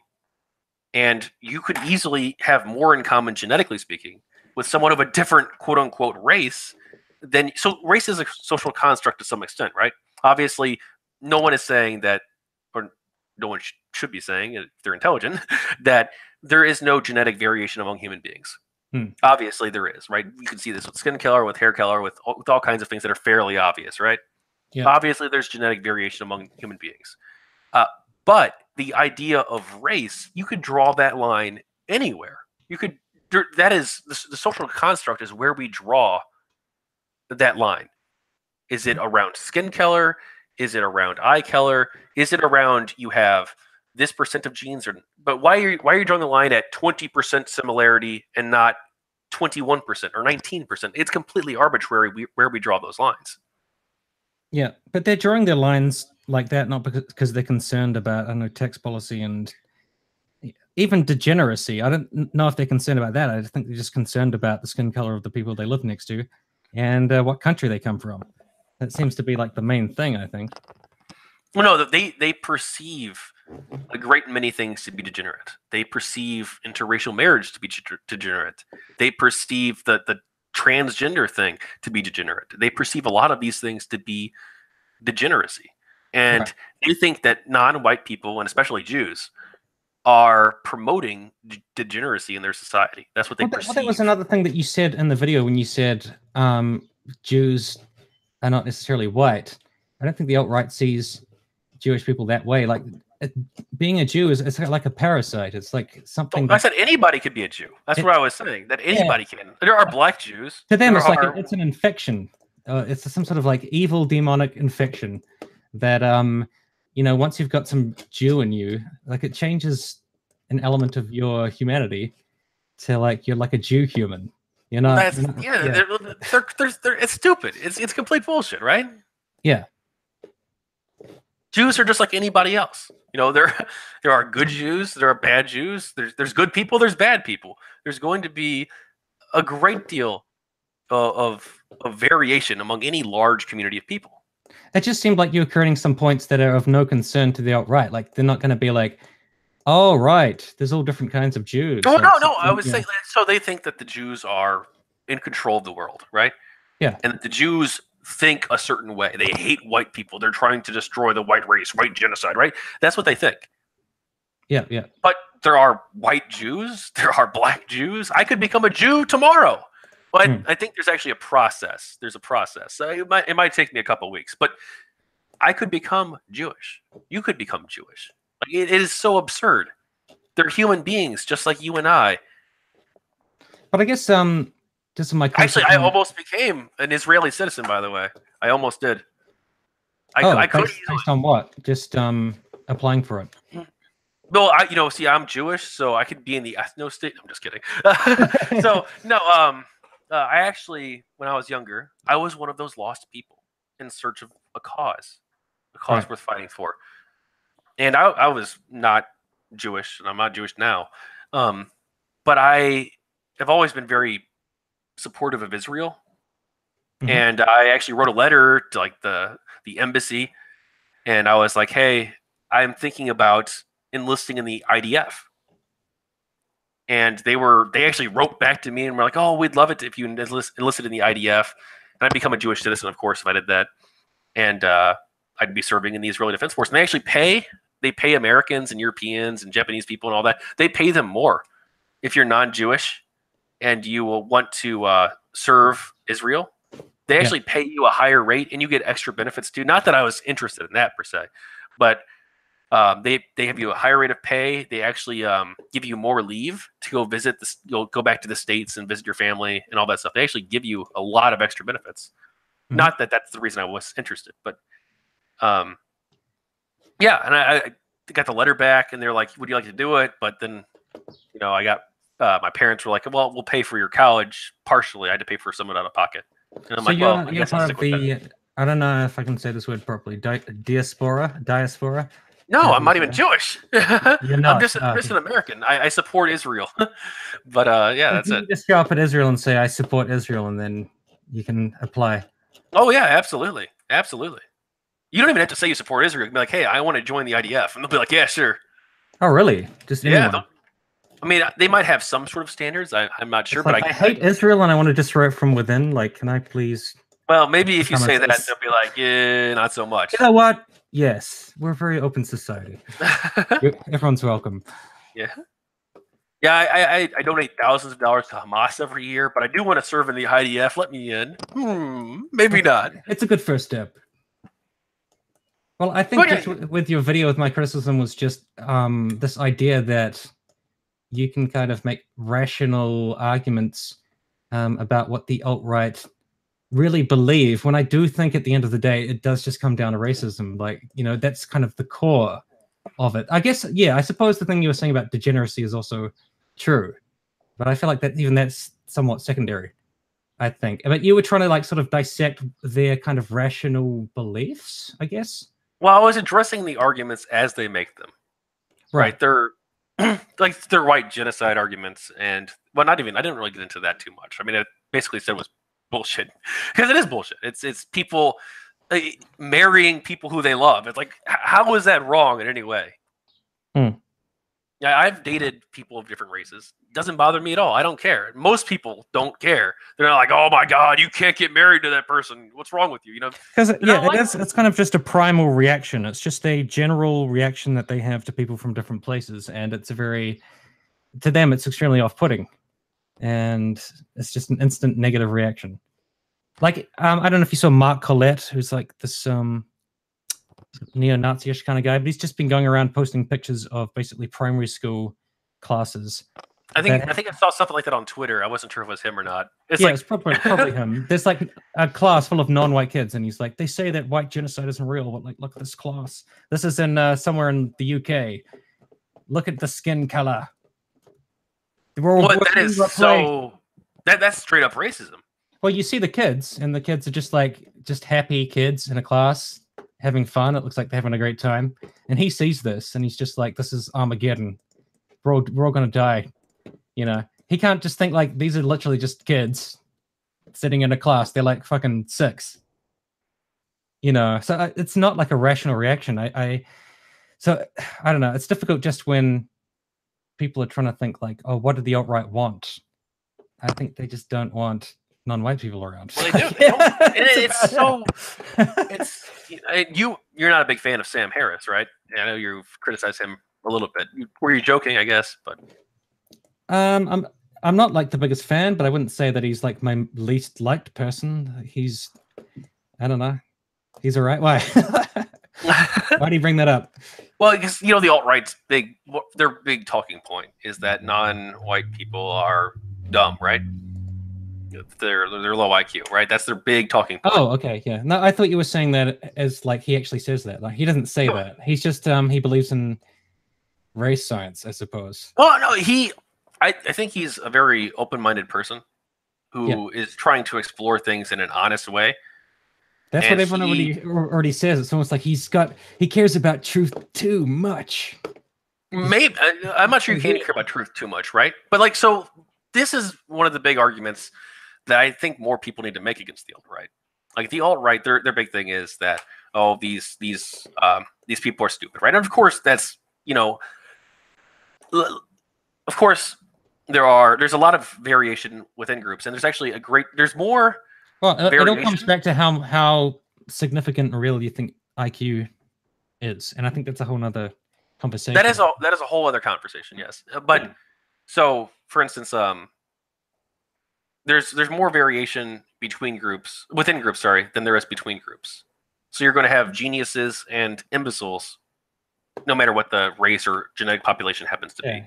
And also, and then you just got your struggling mother.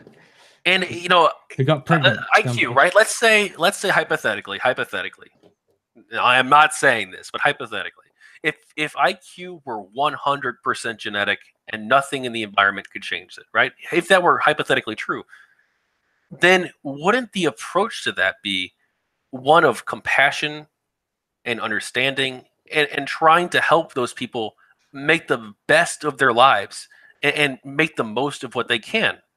They could turn rather than paternalistic though, like, oh, I have to treat minorities like they're mental midgets or something. Not minorities. People, if that were true, right? If intelligence were 100% genetic and there was nothing you could do in the environment to improve it, right? Wouldn't you want to help those people live the fullest lives that they possibly could? Rather than go to the most extreme route possible and be like, we got to get rid of these people.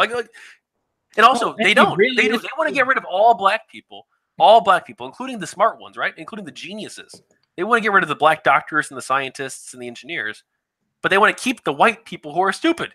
But if you really, really valued intelligence and you thought that the general trend of intelligence was improved by having less minorities, then in the long run, when you say like we have to emphasize white people, or I don't know, emphasize Jewish people, like that's the people we really want breeding, etc. So people because I think independent of all of that, is intelligence like the ultimate measure of the worth of human beings in society? Like, why does everyone have to have this incredibly high IQ for you to value them, as a human being? IQ is a great predictor, from my understanding, a great predictor of a great many things, including how successful you are going to be at life. It's actually one of the greatest predictors, if not the greatest predictor, of whether or not you're going to be successful in the workplace. Yeah, then how much money you're going to make. Then can't you see how they would say that's why we got to get as many white or Jewish people or whatever? Well, they wouldn't say Jewish people because they hate Jews, but that creates the argument as to why they lack humanism in regards to minorities, because they're like, we have to reduce, the number of people of these different groups. Well, why would you emphasize want to? some other group? No, you should not emphasize any group, right? You should be trying to help human beings succeed and help them live to their fullest potential, right? Regardless of what their race happens to be, and regardless of what their IQ happens to be. Of course, yeah. I mean, I totally agree with that. I'm just saying that this is like how this is their justification. Like this is their reasoning, you know? No, but their reasoning is bullshit because it's like you're going to discriminate against people based on their race because some members of their race who aren't even them have a low IQ. When it should not be like, it's not a zero-sum game. Everybody can succeed. Everybody can flourish, right? Everybody should have that opportunity. And if somebody is struggling in your society, if somebody is falling behind, and it's not their fault even, it's not even their fault. They just got a bad draw, they got bad luck, basically. Bad luck. Shouldn't that be something you approach with compassion? And that's not to say that, you know, we should, well, I'm not even, that means that we should try and help those people. But that does not mean that you're going to drag everybody else down in the process. And these people are American citizens. They have the same rights as you or I, and they should have the same rights as you or I. But can you see how it might be a problem when, you know, Sam Harris is having Charles Murray on and he's saying, anybody who disagrees with this is against science. You know, this is the science. This is what it's all about. You can't question it. I don't know. He does say that. He says that if you question this, that you're against science. Like he's like, we can't just put our heads in the sand. We can't. Well, the fact is, the evidence, the vast majority of science on this topic, and we're still learning about this, does indicate that IQ is partially genetic. Now, we don't know what the percentages are. Yeah, but the arguments around IQ are just raging constantly. It's not like he wants to act like it's just all done and dusted. Like there's not massive debates constantly going on about IQ. Right, there absolutely are. There absolutely are. I think what he's trying to say is that part of it is genetic, and people are so afraid to admit that. They're so afraid to admit that because part of the way we've constructed our humanity, our view of humanity, is that we built this system where, on these arguments, that the reason people of different ethnic groups or different races should be treated equally is because they are just as intelligent as we are, that they are just as capable as we are, right? That's the big argument in the civil rights movement, right? That why are these people who are just as capable as you or I are just as capable being held back? No, they are, right? But but people are afraid that if there are in general possible distinctions, in general, again, smart people and dumb people, no matter what the race, but they're afraid that if they have to admit that in general there might be a difference, then they're less human, they're less worthy, they're less human than we are. Then that's going to hurt equality, when that is not how we should have structured our view of equality in the first place, right? Our view of equality should not be, well, you're just as capable of me, therefore you're just as human and just as deserving of rights. It should be based on, you are a free-thinking person, and even if you are, you know, less capable, or even if you are more capable, we should treat each other with dignity and with respect. I find this conversation around capability a little bit strange, because it's almost like placing it like it's like a disability to be non-white or something, or you know. I'm not saying that. I'm not saying that. And that's very odd to me. It's like people talk about. It's not even about white. Right? Non-white people, like it's Sam Harris doesn't care about race. Like Sam Harris doesn't care about race, right? I think there is a huge overemphasis on this whole IQ thing, to the point that people create these like massive generalities about the capabilities of non-white peoples. And I was talking about capabilities, I was not talking about the capabilities of non-white people. I was talking about the capabilities of people who are low IQ, right? Regardless of what the skin color happens to be.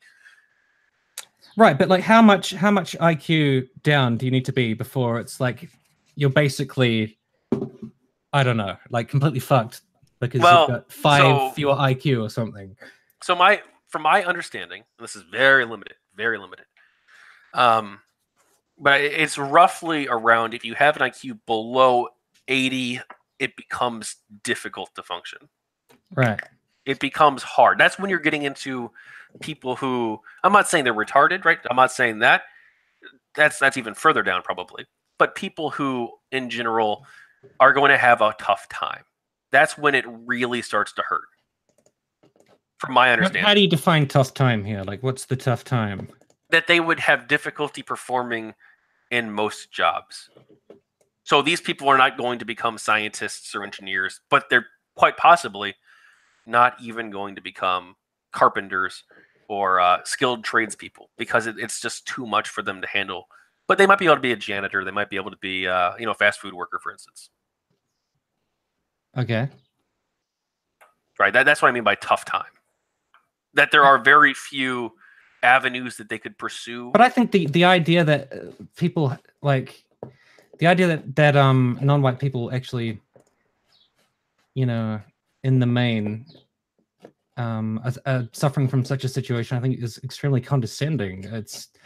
I just don't think that could possibly be accurate. Like, it just doesn't. Well, Great Red Menace makes a great point.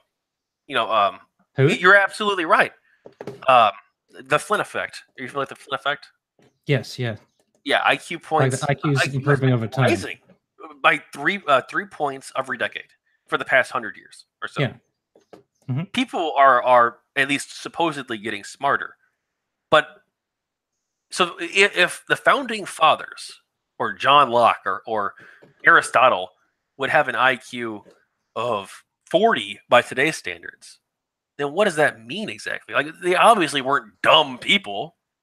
So, I also question how important this really is. Well, also the idea what are we measuring?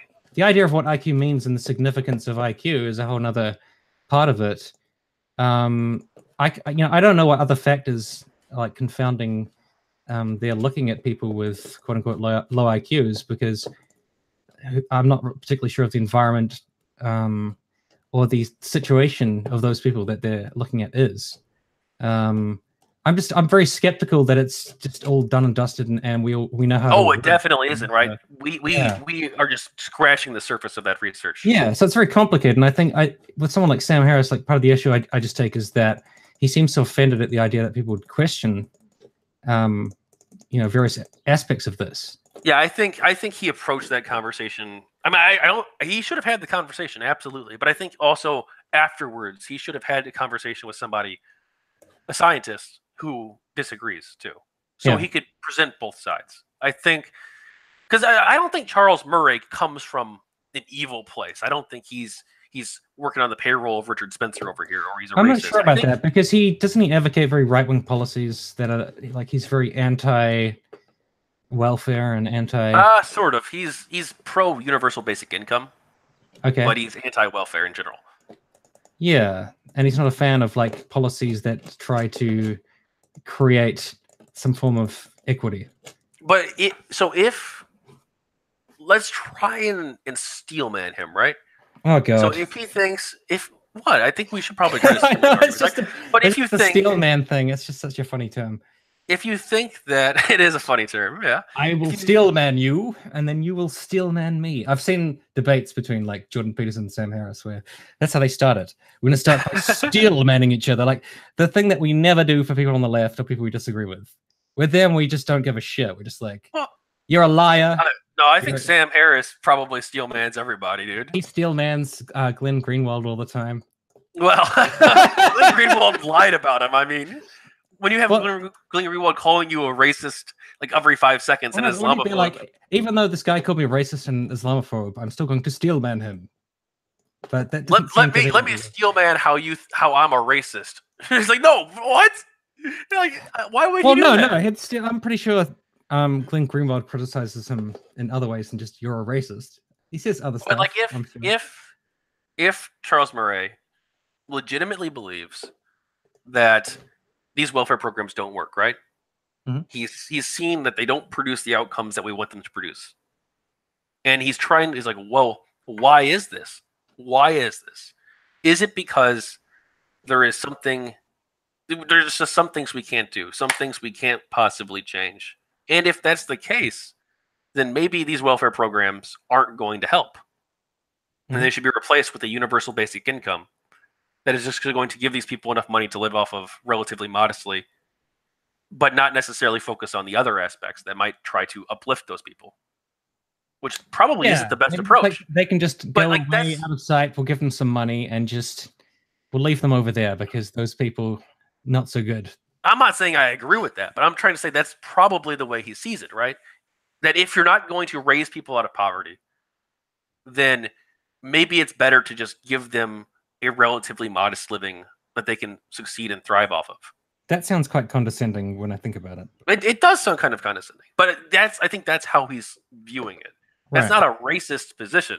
That might be a little bit of a that's not even heartless because he is giving them money.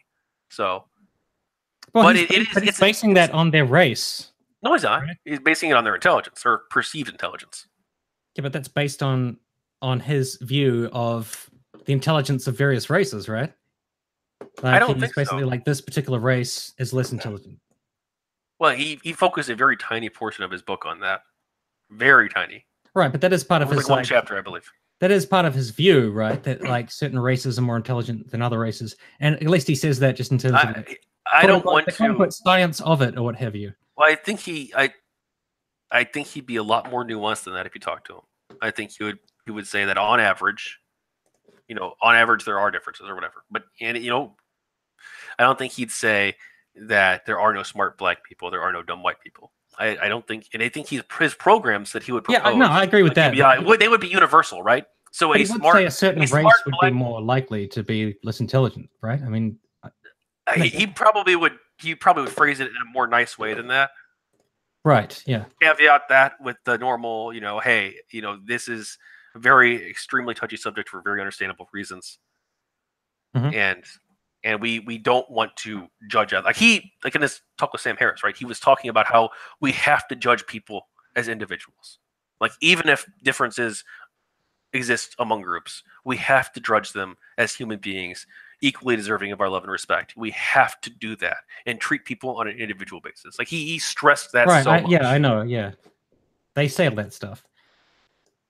I guess not they. Like the alt-right doesn't do that, dude. The alt-right is fucking evil.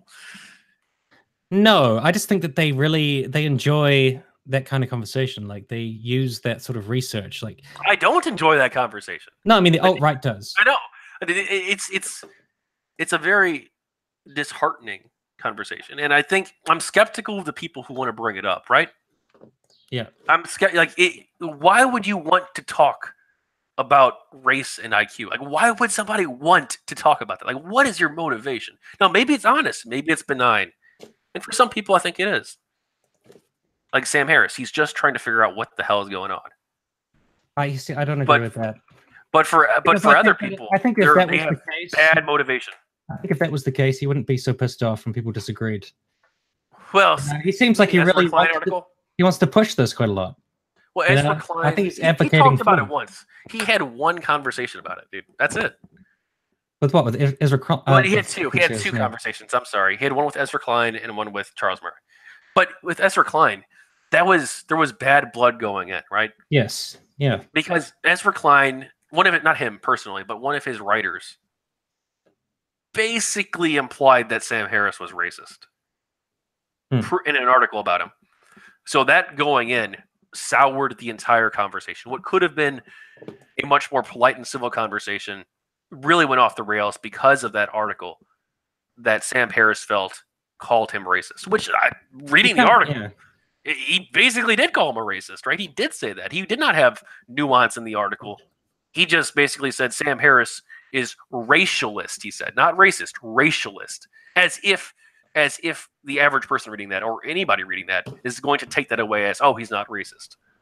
I think it's just an obvious fact that he is promoting this kind of racialized way of thinking, I suppose. He's promoting it, obviously, and the reason I say that is because, yeah, he's very enraged when people have a different point of view and he just says this is science over and over again. So he should have handled that better, and he should have had people from both sides on there. He's not just some impartial observer who has such fidelity to truth and facts that he can't help but say that this is the truth. I think he's just promoting it. Like, has he ever talked about any of the criticisms of the bell curve? With Ezra Klein, he did, yeah. Right. I guess I'd have to go back and listen to that again. It's been a while. That whole thing could have been better, handled better on both sides. And I think, I love Sam Harris. He's great. But he dropped the ball in not having someone from the other side. He really should have. Isn't too much of it based on resentment? Like, if somebody calls you a racist, you get angry, so you have to like triple down on like promoting Charles Murray. I'm really fucking promoting Charles Murray now. So Charles Murray was deplatformed at a college, and he was actually physically assaulted.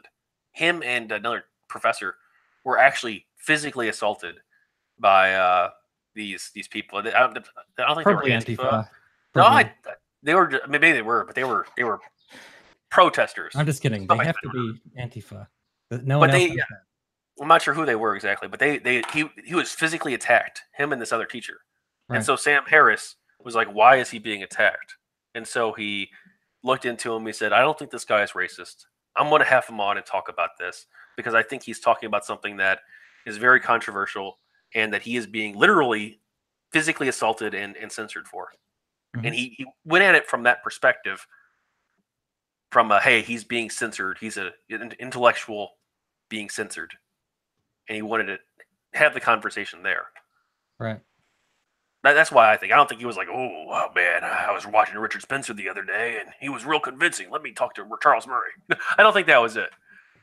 I see it more as a resentment. I think people they are constantly getting angry about the fact that they're being called racist and this sort of thing. And I think I saw that in your video about the alt-right at the start when you said, like, it's not enough to just call them racist. I think that was partly related to the fact that, anti-SJW, whatever people are constantly being called racist. This makes them angry. They get pissed off. Well, and for understandable reasons too. But then they think that racism is not a valid argument in any situation. It is a valid argument. But so the thing is though, like if the term racist were only ever used to describe people who were actually racist, or even like 90% of the time, right? 90% of the time, then saying that would be enough to dismiss them. But if the water is muddied and like half the people being called racist aren't, or even more than half, then it can be difficult for the layperson who's just looking at this for the first time to sort of figure out who actually is and who actually isn't. I think sometimes you don't even need to go to calling somebody racist. You can just say they're promoting ideas that are racist. And it's kind of immaterial in some cases whether somebody is racist or not. I know people on the left always want to make sure that they point out that something is racist, and I have no problem with that. But I think at times you can just leave it at that person is promoting racism. So functionally, it doesn't really matter if they're racist or not. It's just sort of what they're doing in this situation. Like, if that makes sense. Yeah. But that's in a personal conversation. That's probably the better way to handle it, right? Like if you're with your friends and your friend says something a little bit racist, right? You would not say, "Oh, you're a racist." You'd be like, "Hey, man, I think the thing that you said is kind of racist." And then they can reflect on that, and it's a teachable moment like, rather than a prosecution. I didn't know you were SJW. Well, we're no longer friends. Like, it becomes a teachable moment rather than a prosecutorial moment. When probably 9 times out of 10, when your friend says that or does something like that, it is an honest mistake. Mm-hmm. It's not them being some sort of horrible human being. It's that they said something that they were insensitive about. Well, there are kind of attitudes that people take on that they not necessarily aware of the ins and outs and nuances of those phrases and terms. And talking in those ways, that I don't know. Sometimes it's hard to judge, obviously, somebody's heart when they're saying something, because sometimes it's just ignorance. Like they don't know that saying something like that is racist. Right. They absolutely. Yeah. Necessarily know that is a term which has gone out of favor with people because it's now seen as racist. Right, and you see that probably with a lot of old people too. Like they grew up in a different era, and they might say, you're the supposed, the racist uncle at your Thanksgiving dinner, right? That maybe in their era, like openly being racist was more acceptable. Right, and maybe they even perceive themselves as not being racist. I'm sure they do. Mhm. And maybe they aren't. Maybe they aren't. They just are insensitive or a little ignorant or maybe a little bit of out of touch. But what do you think of like edgelording? Because I feel like that's a thing that I can think of numerous people who do this. That if you say, "Hey, that's kind of racist," or whatever, they'll like triple down and be like five times more racist and say something super racist. And then when you call them out on it, they're like, "Yeah, you know, I'm just a prick, bro. Just a prick. It's just a meme, you know. You're calling me racist. Well, then, all right, I'll shock you." Yeah, that's stupid. They shouldn't do that. I mean, not they should have free speech, right? They should be allowed to do that, but it's not something they should do.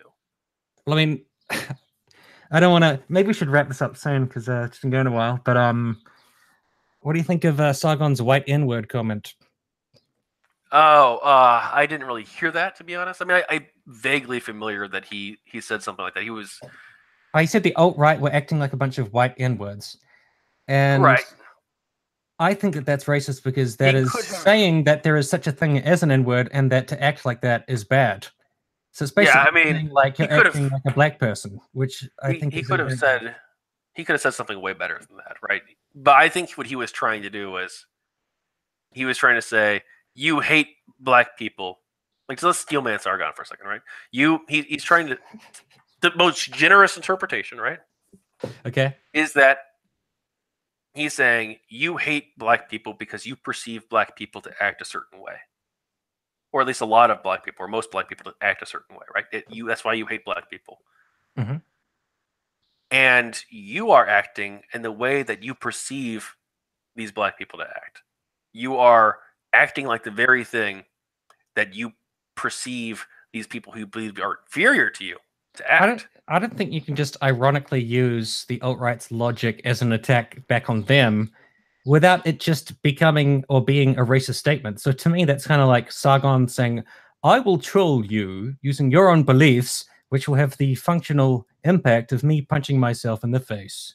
Yeah, and it was everybody in the world saying that you are a racist because it was a racist thing to say, and I'm a fucking moron. You know, so well, that gets to intentions, though, right? And I think that this, if you want, I know you want to close this up in a minute, but did you want to talk about George W. Bush? But I just think that like he couldn't figure out why what he said was racist, obviously. Well, so maybe that is a bit of a pass for him. It's so stupid, but isn't the intent what makes it racist, though? I think you can also just be racist and think that you're doing it ironically, but functionally you're not doing anything, but just saying that white people acting like N-words is bad to a lot of people. Like there was the Count Dackula Nazi pug thing, which it was a joke. Like it absolutely was a joke, and it was a troll. He got his pug to say his pug can't talk. Oh my god! What is happening? To say this? No, like to react to Gas the Jews or what have you. And I absolutely did think that was a joke, but then the video was just 2 minutes, basically, of Count Dackula saying, kill the Jews, gas Jews, kill the Jews. And after like 2 minutes of it, I was like, okay, well, you've basically still just spent most of this video saying gas the Jews. Like, it kind of adds up to be a little uncomfortable. Like, you're just trying to say this. Like, I get it's a joke, but now it feels like you're just finding an excuse to just say gas the Jews. Well, I felt a bit strange about comedian, it. Though? Isn't he, like, that's his whole shtick, is, but is that always going to be an excuse, you know, that I just say is fucked up stuff for long, like, as I can for a long period of time, and no one can ever be like, maybe you shouldn't have said that many times. You know what I mean? I mean, someone in the chat is saying, like, oh, Tim said gas the Jews or whatever, but the context is obviously me explaining just my sense of that video. I'm not trying to edge it out at the moment. I haven't seen that particular video, so I can't necessarily comment on that. And you know, people do like to push things to the limit sometimes, and they maybe should. I'm just saying that, you know, sometimes these things can come off wrong, as much as like Count Dackula would explain the purpose of that and see why he did that. I think that at a certain point, like, people are not really going to buy that. And I think with Sargon saying the white N-word comment, people at large are going to see that and be like, this guy's just saying white N-words. And they're going to write news articles saying Sargon is racist. And then he's going to get really pissed off about that. But it's not like hard to figure out why people are saying that. That's how it comes off to, you know, many people. Oh, I can see that. But I think we should probably look at the motivations of people, like with George Bush being a supposed war criminal, right? Well, okay, sorry, you're trying to get onto George Bush thing, but I think Sargon's motivation is that he does. He wants to beat the. He wants to defeat the alt-right. They've pissed him off. He doesn't like them, and he doesn't know how to do it. I think that's sort of how it is. Yeah, maybe that's the case. But I think his intentions were coming from a good place, right? He's not trying to cozy up to the alt-right and provide cover for them. He's trying to beat them Quite somehow. the opposite. He's trying to beat them. Yes. And maybe his tactics aren't always the best, just like Antifa, right? Antifa's tactics probably aren't the best. No. Well, yeah, I guess. Okay, so on this last thing, why isn't George Bush a war criminal? Well, I'm not sure. I don't want to straw man you. Why do you think he is a war criminal first? For running torture camps for like Abu Ghraib, and beyond just the Bush doctrine of prematurely like pre-invading a country. I'm not sure what the phrase is. Preemptive. That's the word I'm looking for. Preemptively invading a country just on what was it? Congressional use of force, but that turning into a protracted war that lasts like a decade. Like it turned into an actual proper war. It wasn't just use of force. So already, like that's not justified legally. And then having torture camps. So yeah. So there's two aspects of that, right? There's the torture aspect, and there's the Iraq war aspect, right? Yeah. Well, I personally don't see anything wrong with countries being allowed to set their own foreign policy. Like we shouldn't have to go to the United Nations every single time we want to do anything in the world. Mm-hmm. We should be able to have that conversation as a country, and then as a society to decide what is right. War wasn't declared. Well, the war hasn't been declared since the 1940s. I know, but if you want to justify a war, you should declare war. So it's we haven't really actually fought a war since the 1940s either, though. Like, not. I guess that's with quote marks, like, police, quote unquote war. Like, yeah, they're sort of police actions, and he did get Congress. These are just extended tactical engagements. They're not wars. They did get Congress to vote for this. Just like it's enhanced interrogation, it's not torture. So yeah, so let's talk about torture, right? That is, I think you're wrong. Like everybody agrees, right, that there are certain situations in which torture is at least morally justified, right? The ticking time bomb. That's always the ticking time bomb thing, yes. And if you had captured Osama bin Laden on September 10th, thought experiment. Yeah, if you had captured him on September 10th and he's bragging about a big attack about to happen, and you honestly believe he's telling the truth, you know he's guilty of being a terrorist. Like you have 100% proof that he's guilty, right? I would say to him, like, oh my God, this is like one of the only situations in the history of the world where the ticking time bomb thing was true. Right, and you could be like, I suppose let's torture him, and I don't see how that justifies torture in the widest sense of the world, because that barely ever happens. Like, right, we don't torture people for fun. Like, we're not like just walking into Iraq and be like, hey there, random guy, why don't you come back to my torture chamber? Like, we're not picking random people off the street, right? Doesn't matter why you do it. I mean, I was driving down the road, I wasn't paying attention, I hit a kid. Does it really matter, like, why I wasn't paying enough attention? No, it would just be like I hit this person's kid. Right, wait, it would matter, right? The intentions would matter. In terms of, I guess, me being found guilty of murder or whatever, but it wouldn't matter to the person whose kid I killed. So, but from a moral perspective, it certainly matters, right? If your intention was to swerve out of the way to avoid hitting 20 other kids, you know, the train scenario, right? Then certainly it's too theoretical for me at this point. Or so, like, so there's a difference between intentionally killing somebody, which would make you a bad person, mm-hmm. and accidentally harming another human being. Okay. There is a moral difference there between intentionally harming someone else. But how can you use this to justify, say, like, you know, having a torture camp or abusing prisoners, or just when you do torture people, just saying it's enhanced interrogation, saying that it's not torture? I mean, it obviously is torture. Like, it meets all of the definitions of torture. Well, like Christopher Hitchens, for example, like whatever his flaws, he said that it's not torture, it's whatever, and then they waterboarded him, and he was like, "That's torture." Like that. I felt like I was dying. Well, so I don't think it's necessarily morally wrong, and you don't necessarily even think, based on what you've said, that is morally wrong to torture. There are certainly situations where torture would be justified. I just think And that those if situations are if mostly theoretical. if we have a belief that there is that this person has information that could seriously help save lives and prevent possible future terrorist attacks, then and you know the person's guilty, right? We're not talking about an innocent person. Oh wait, You know well, that they're okay. Do you have an example of this? Well, we don't really necessarily know all these people in these camps in Gitmo, right? So you're We don't saying necessarily. it's okay to torture in general because Yeah, of the and possibility of this thing that I don't have any examples of. we should have well, I mean, Al Baghdadi would be an example of that. Osama bin Laden would be an example of that, right? There certainly are. What do you These mean? They didn't torture Osama, did they? No, but They would didn't be torture they would be Bin Laden. 100% justified in doing so. So, And so you're saying because you might torture someone in the future that could be this specific person, that in general torture is justified. well, yes, torture is justified in certain situations. That doesn't mean that it should be the only tool, but it is a tool. It doesn't mean it should be even the first tool used. Maybe you should try the carrot before you try the stick. That's sort of like saying, if I murdered somebody who turned out to be Hitler, then murder's okay. Like, well, if you murder Hitler, I think most people would applaud you.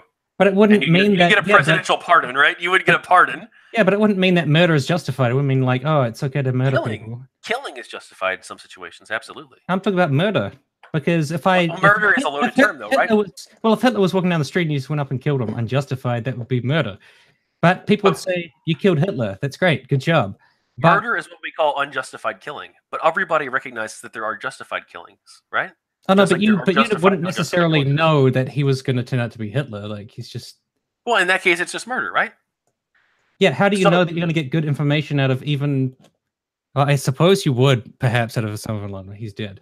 Out of al-Baghdadi, at least in terms of, like, preventing a future terrorist attack. Like, how do you... Are you saying that torturing al-Baghdadi would be justified independent of whether or not he knew anything because of who he is?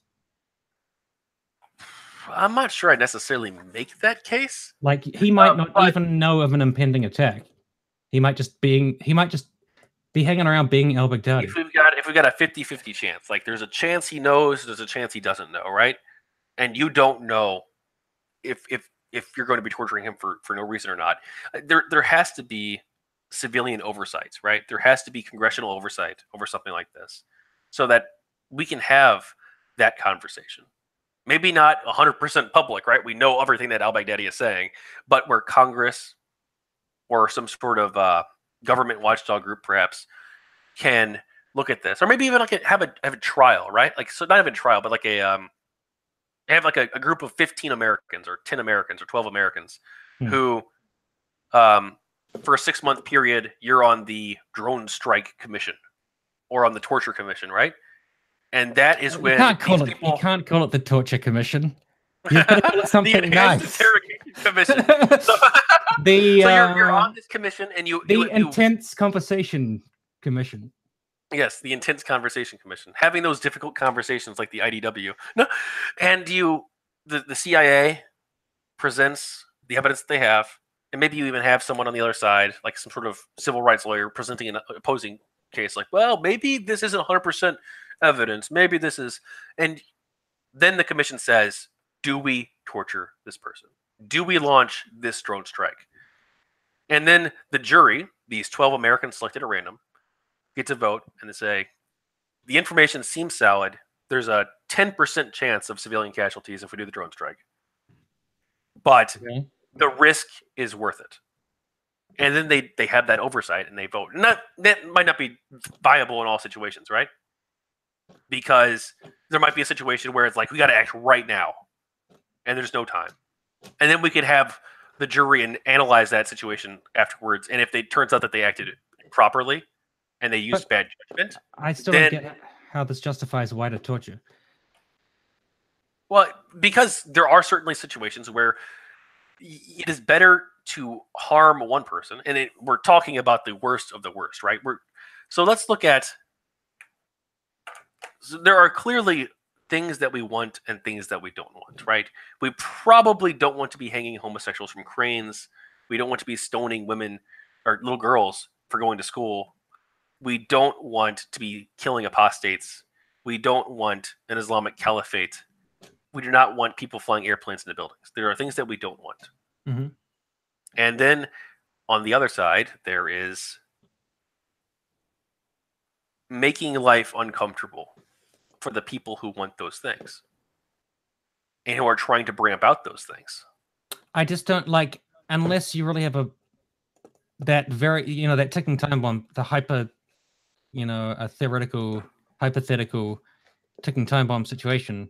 I don't see, like, how does it justify something like Abu Ghraib where they're actually just abusing people in these facilities? Because they have this mentality that, torture is okay. It's what we do.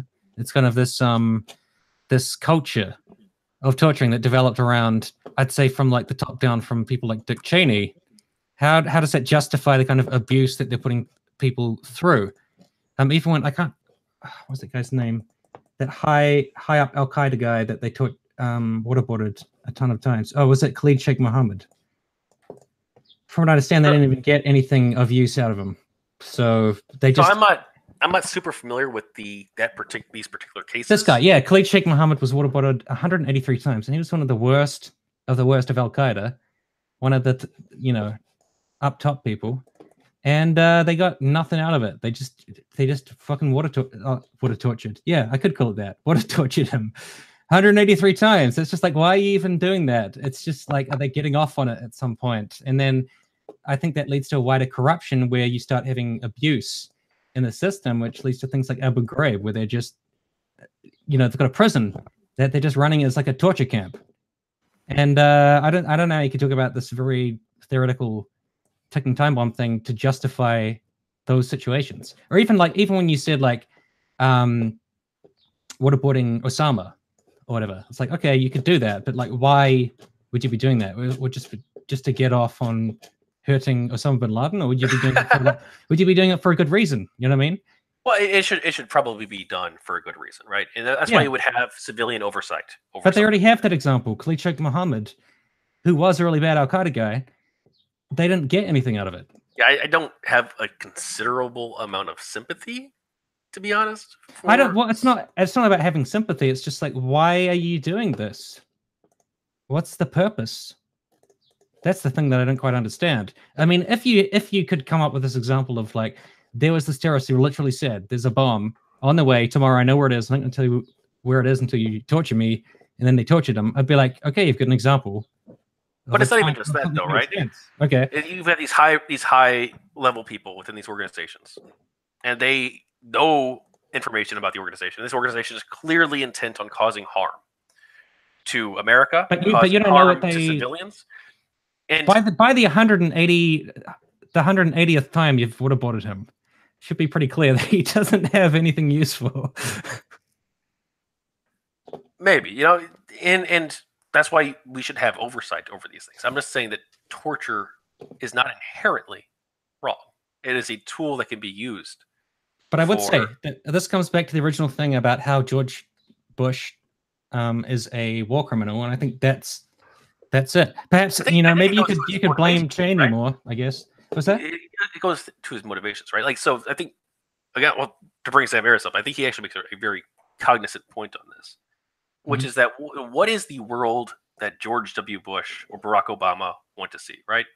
Is it a world where you're seeing people being oppressed? We're going to go in there, we're going to steal the oil, right? Is it a world where he wants to see, where he wakes up every morning and he jacks off to pictures of kids getting blown up in drone strikes in Afghanistan? Is that the world? No, but Obama's world would be one which is okay with blowing up families, like just blowing up families with drones.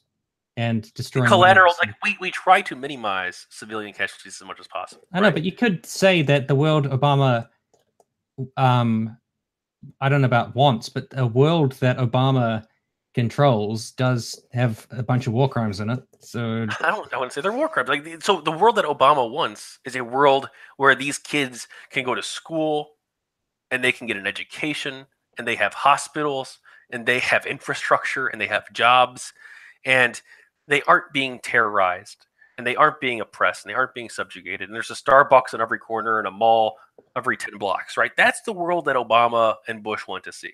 sure, but that doesn't mean anything to anyone who's been droned at a wedding. You know, I mean, what do they care about that? Well, They're like, oh, it's a nice other world where my family hasn't been massacred. We're always going to have. You're always going to have, like, so if we used airstrikes instead of drones, you're probably going to have more civilian casualties. But right? That's why I'm perfectly okay with criticizing drones are the people who make those strikes. decisions. You know, the people who make those decisions should and can be criticized, I think. Oh, they can and should be criticized.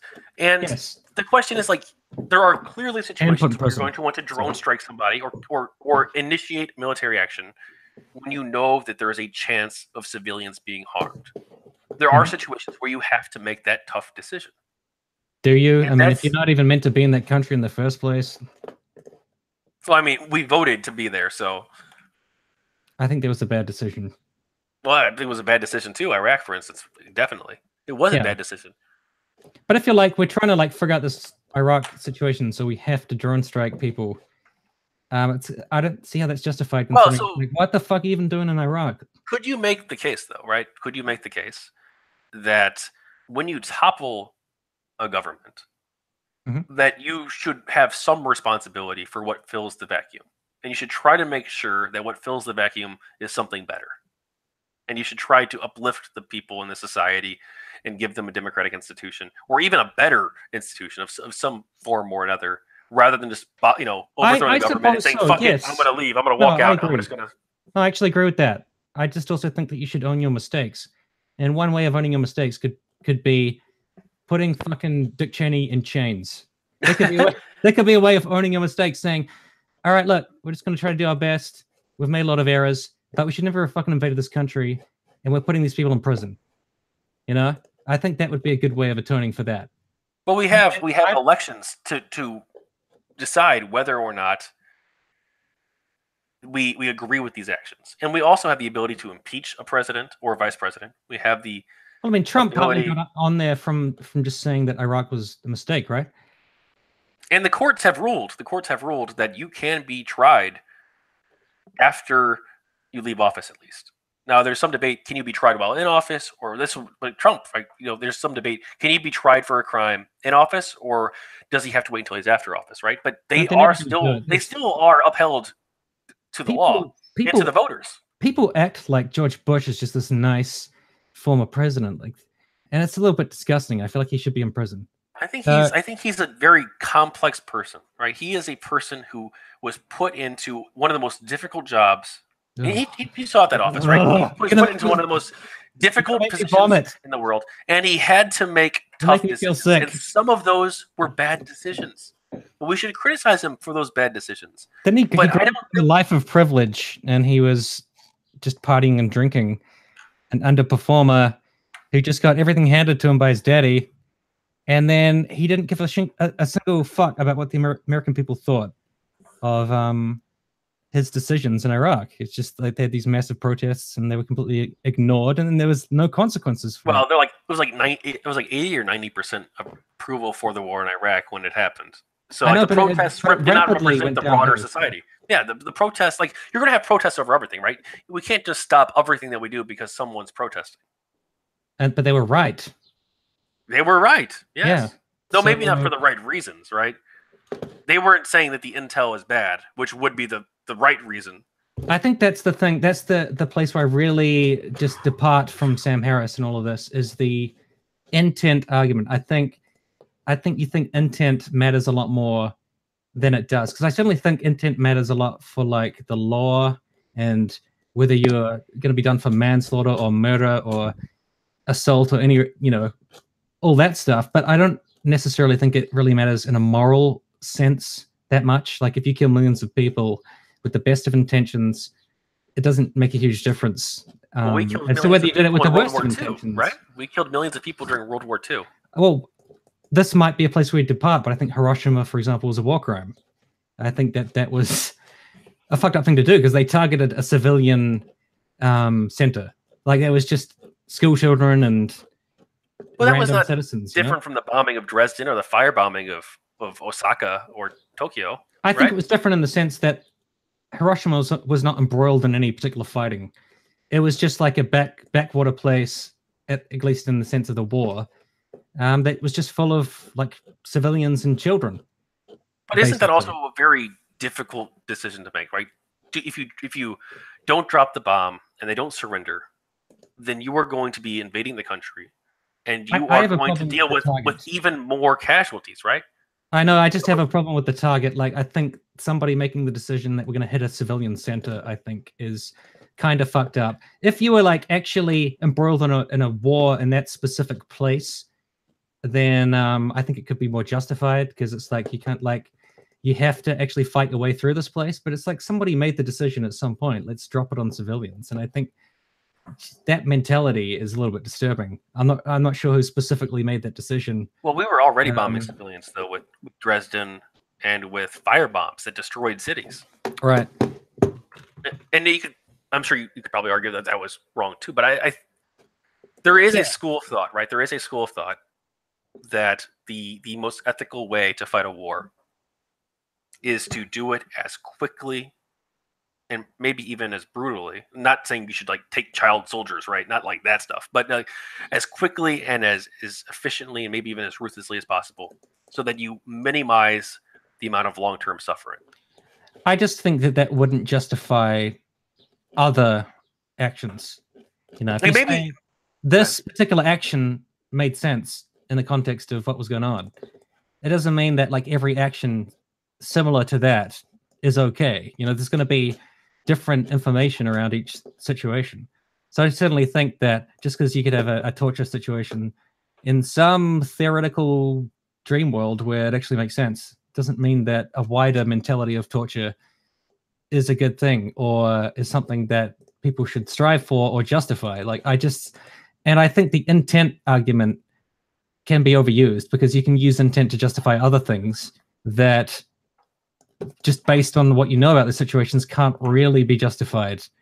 But you say, oh, we had the best of intentions. You know, we wanted something nice to happen. But isn't that what we do as a society, right? We try to do what is best to bring about the greatest amount of suffering, the greatest amount of flourishing, and the least amount of suffering. Very good, right? Freudian slip. the greatest amount of flourishing and the least amount of suffering.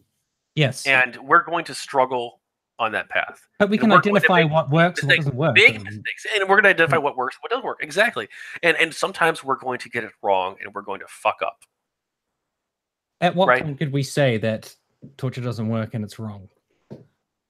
Well, what if it doesn't work is sort of a separate argument, because like even if it only works 30% of the time. Both. If that doesn't work and it's wrong. Yeah, those are sort of separate arguments though, right? I know, but for me, like that would be the point that would have to get to based on reality at some point. Because it obviously works at least some of the time. Some percentage of people are going to give you legitimate information. Yeah, like in these sort of hypothetical. Not even hypothetical, right? That's like, we're not torturing these people for fun. Like maybe in that instance you brought up, I don't know about the specifics of that case, but on average, like in Guantanamo, we're not torturing people for fun because we get shits and giggles out of it, right? We're torturing them with a very specific purpose in mind, with that very specific purpose being to ultimately mitigate the amount of lives lost in the overall long term. And if that means causing temporary suffering to these individuals who are trying to commit these wrongs, then that might be a justifiable situation. But if the torture is not producing results and it's just making these people suffer, does it really matter what you just said?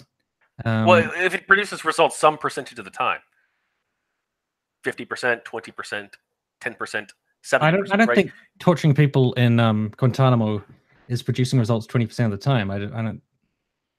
Well, I don't know the specific numbers, but clearly it would have to work at least some of the time. But at a certain point, you'd be like, okay, we're torturing these people with the best of intentions, and we're really trying to achieve something, but it's not working.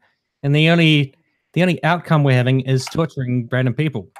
So maybe we should not do this. And then we have a conversation as a society, and we are as a democratic society, and we decide this isn't working. Let's find a better way. But then you think there should be no consequences for those people because they're just trying something out.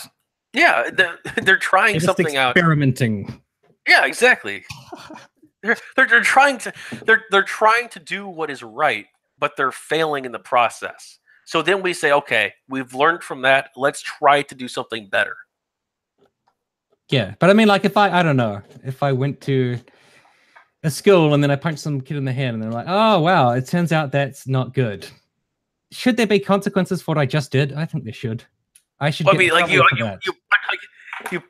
you punched. Well, that is a little bit different too, though, right? Because then you're talking about a child who is not fully developed cognitively.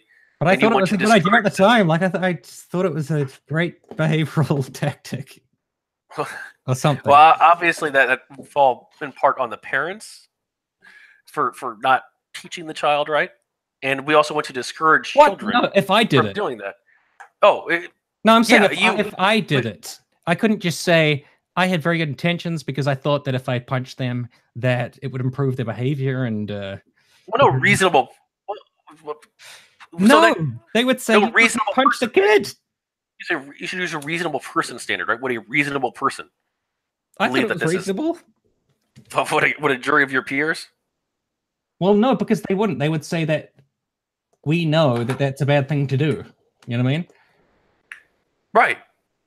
There's no clear. There's no way you could even possibly try to say that this would result in the child, becoming a millionaire all of a sudden or something. There's no. No, it could be something more simple. Like I thought that would help them get like some perspective on the world and their overall behavior would improve and it would help with them in general. Well, this sort of gets to corporal punishment, right? Like parents smacking their kids. Right. And some people think that is child abuse. Other people think that sometimes a child does need to be smacked a little bit to put them in their place. Yeah. I mean, that's a very different dynamic, I think. But I think that, like, if I did that to some kid, to me, that would be the same as just trying to torture someone for no justification. It would just be like everyone would understand that what I was doing was wrong. But it seems that with this specific topic that people can just do that and there's not really any consequences. Because I guess there's this idea that it actually has positive outcomes even despite the lack of evidence, I suppose. So it's just something about this topic which, like, torture seems justified even though there's very little to back it up, at least from my perspective. I can see that, but couldn't you also say, like, these people who are engaging in the torture, right? The torturers, right? That they are operating under a system where they're democratic leaders, where they're elected officials, people who they might have even voted for, and who other people voted for. Exactly. Said this is right. This is right. They said that this will work. That this will be so. Clearly, the torturers themselves are not to blame here, and even the elected officials, right? They were voted in, and they had these ideas, and the public agreed with those ideas. The public thought that's a good idea, that's a good argument, and so they voted to create a framework for this. Would you say that about a Nazi grunt? Well, the Nazi grunt, like the average Nazi, the average Wehrmacht. Or if we're sick of Nazis, could choose someone else. Like, I don't know. The average guy that works for Vlad the Impaler. I'm not super familiar with that story. Like, we can use the Nazi example, right? The average German soldier was not a horrible human being, right? The average German soldier, I don't know, was maybe brainwashed a little bit, but they. I feel like that's impossible to really know. You didn't really know. Maybe yes, maybe no. I mean, they were probably just human beings like you or I, but they were stuck in a bad. So they were stuck in a bad system. So, but you saw that with like Japanese war crimes as well, because they're so hierarchical and it was so based on following orders and being in lockstep with everybody else that you just have these people like casually throwing people off of boats with basically rocks tied around their legs and just like casually just killing people. I don't.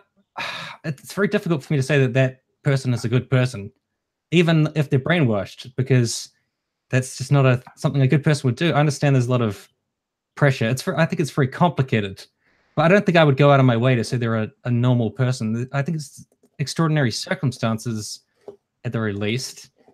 Although some people would say like being brainwashed in an authoritarian system is not extraordinary. So I guess there's a different way of looking at it, but I don't know. Yeah. So again, getting back to Sam Harris, oddly enough, and I want to close this down in a minute. I'm sorry, but his new movie he's working on, the documentary. What's it called? The Ascent of Reason. I don't know. No, Islam and the Future of Tolerance. Oh, I've read that book. Yeah, with Majid. Yeah. Yeah, he's actually making a movie based on that, or he's not making it, but other people are, and he's got a brilliant line in there. He's talking about how most of the suffering in the world doesn't even come from bad people; it comes from bad ideas, and the idea that these are not normal people, I think, is actually a very bad way of looking at this, because these are normal people. They're people like you and I, but they've been put into a system, and they have embraced these ideas that are bad. These are not like the German soldiers, or even people in the SS. You know, some of them were probably sociopaths, right? A lot of them were probably sociopaths, but some percentage of those people were ordinary people who, if put in a different situation, in a different context, would have been your grocer or your pharmacy person or your doctor. In a different context, these very same people would not have committed the horrible acts that they did. But you could say that about just about anybody, couldn't you? Yes, except for a very small percentage of people, right? Yeah, like there's a certain percentage of people with something going on with their brain that makes them completely psychopathic. Yeah. There's some people like that. Or some people who just have a tendency towards sociopathy. I just think I wouldn't ever think of trying to say that those people were normal, because just the things that they're doing are objectively hideous and monstrous. I find that argument quite jarring, because it's very hard to know exactly what somebody's going to be like outside of that situation. Like, it's a very specific thing. Maybe it tells you about authoritarianism and just what that can do to people, I suppose, and hierarchy. Yeah, and it can produce horrible human beings because they have fallen into this system, and that is what they know. That is what they think is normal. And I find that very strange. I don't know how like shoving people into ovens could just become your everyday thing. It's maybe not the SS guards, right? Maybe not those people, right? But well, they probably thought soldiers, like, oh, another day at work. After a while, I don't know, something that brutal, something that gruesome. It has to almost come from, I think, a place of evil. So you do reach a point where you really wonder how that's possible, right? I know that's something that people always say. Maybe that's just something I need to look into more. Maybe that could be a video. I don't know. Well, the reason I criticize that idea that they're not normal people, right, is because I think if we think of these people, if we think of the people who voted for the Nazis, or we think of the people who fought in the Bolshevik Revolution, right? If we think of those people as being the other, oh, they were just stupid. Oh, they were just bad humans. If we think of it like that, then we get into this mindset that something like that can't happen to you or I or to anyone else. When it could, in the right situation, you or I could be a communist. You or I could be a Nazi. You or I could be a horrible human being, right? Yeah. And maybe not you or I, but our neighbors, right? Our neighbors could end up those people. And so we have to structure our society in a way that we aren't producing people like that. And that obviously some percentage of people are going to be sociopaths, but that we are reliably, anyway, not producing people like that. I don't know. That's just what I was trying to get at there. Fair enough. I would say, I don't know if just communist, it seems a bit more vague than Nazi. That seems a bit more specific. But I know you mean more like somebody doing the bidding of a regime, I suppose. Right? Yeah. There's sort of the difference between Nazis and communists, right? Like a lot of people, like I would say, communists are horrible human beings. Well, not horrible human beings per se, but they are extremely misguided. They are extremely misguided, right? But wait, but you said Nazis are not necessarily horrible human beings. No, I said that's why I corrected myself. They're extremely misguided people. Oh, okay. Cool. Sorry, I was just about to. I just thought you had a different standard for communists, which was gonna get really confusing. So like Nazism is probably more evil than communism. I think it's more purposeful in who they specifically hate. It's a lot more directed, I think. When I think, was it Eric Weinstein? I think who was talking about this, but he was basically saying like, or maybe it was Ben Shapiro. Like Ben Shapiro was talking about this, and he was basically like, so communism, at least in theory, quote unquote, is universal, right? It applies to you, it applies to me, it applies to the black person, to the white person, to the woman, to the man. It's supposed to be a utopia for everybody. The Nazis just say, fuck that. It's going to be a utopia for my people, and you're not welcome in it. Well, if Ben Shapiro said that, then we could end the stream here on a point of agreement with Ben Shapiro. Building bridges. Well, thank you so much for having me on, dude. Yeah, so what do we decide? Gamergate's all good. The alt-right, they've just got some issues. What was it? Other things. We've sold everything. Sorry, this went on for quite a lot longer than anticipated. But sorry. Was it as what you were expecting? Because I know on Twitter you were like, he's a pro Sargon, anti SJW. Did I say that? Was it? You did say that on Twitter. Oh, I'm not sure. Are you a pro? Is that true? I mean, I'm not really pro Sargon per se. I mean, I think he was wrong. He was banned from Patreon. I think I just made a snap judgment because I'm a terrible human being. So there you go. No, I think you're pretty thoughtful, and obviously you've got a lot of ideas about different things, and fair enough. I didn't crush you or own you enough for some people in my audience, probably. So don't worry. You're gonna tell me later how much of a fucking sellout I am. But no, it's life.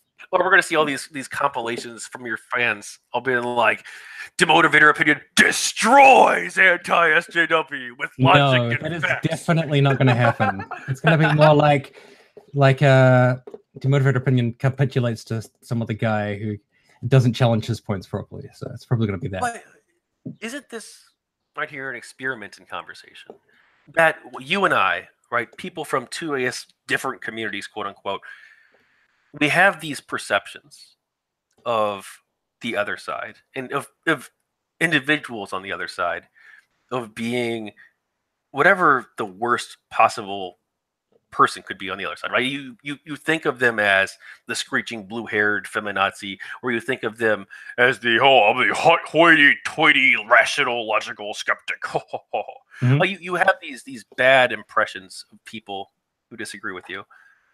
Not you, but like other people on all sides. Well, I would say the big personalities in these areas don't do a very good job of setting a standard whereby people actually could have conversations. Because, like, if you see the whole blood sports crowd and all that, it's just people flinging shit at each other 24/7. I have no interest in that.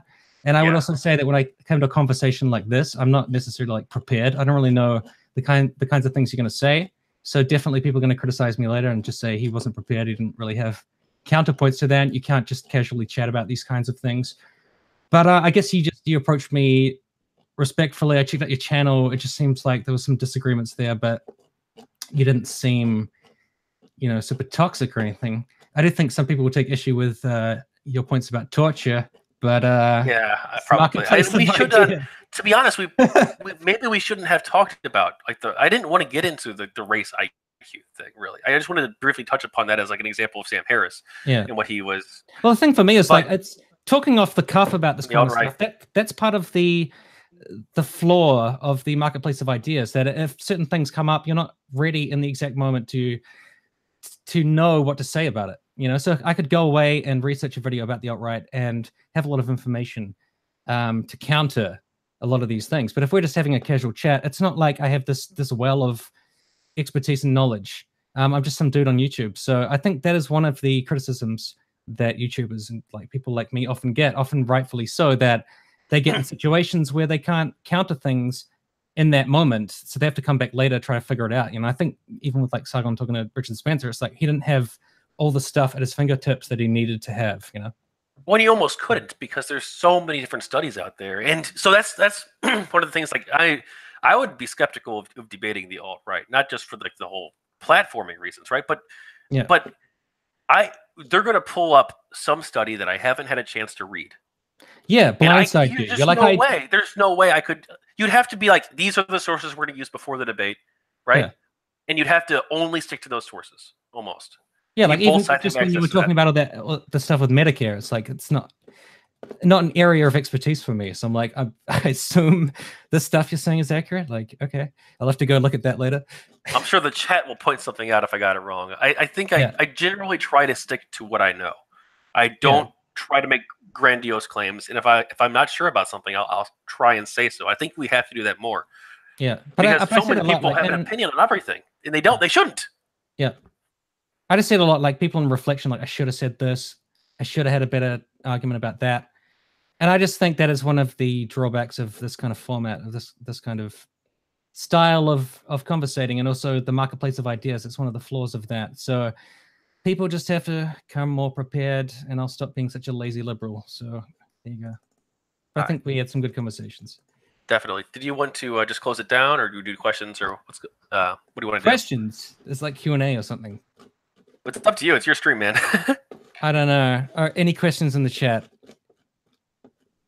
There's a guy in the chat who I have to respond to because he just left a comment on my recent video saying I don't understand socialism, so I have to reply to him and be like, fuck you, buddy.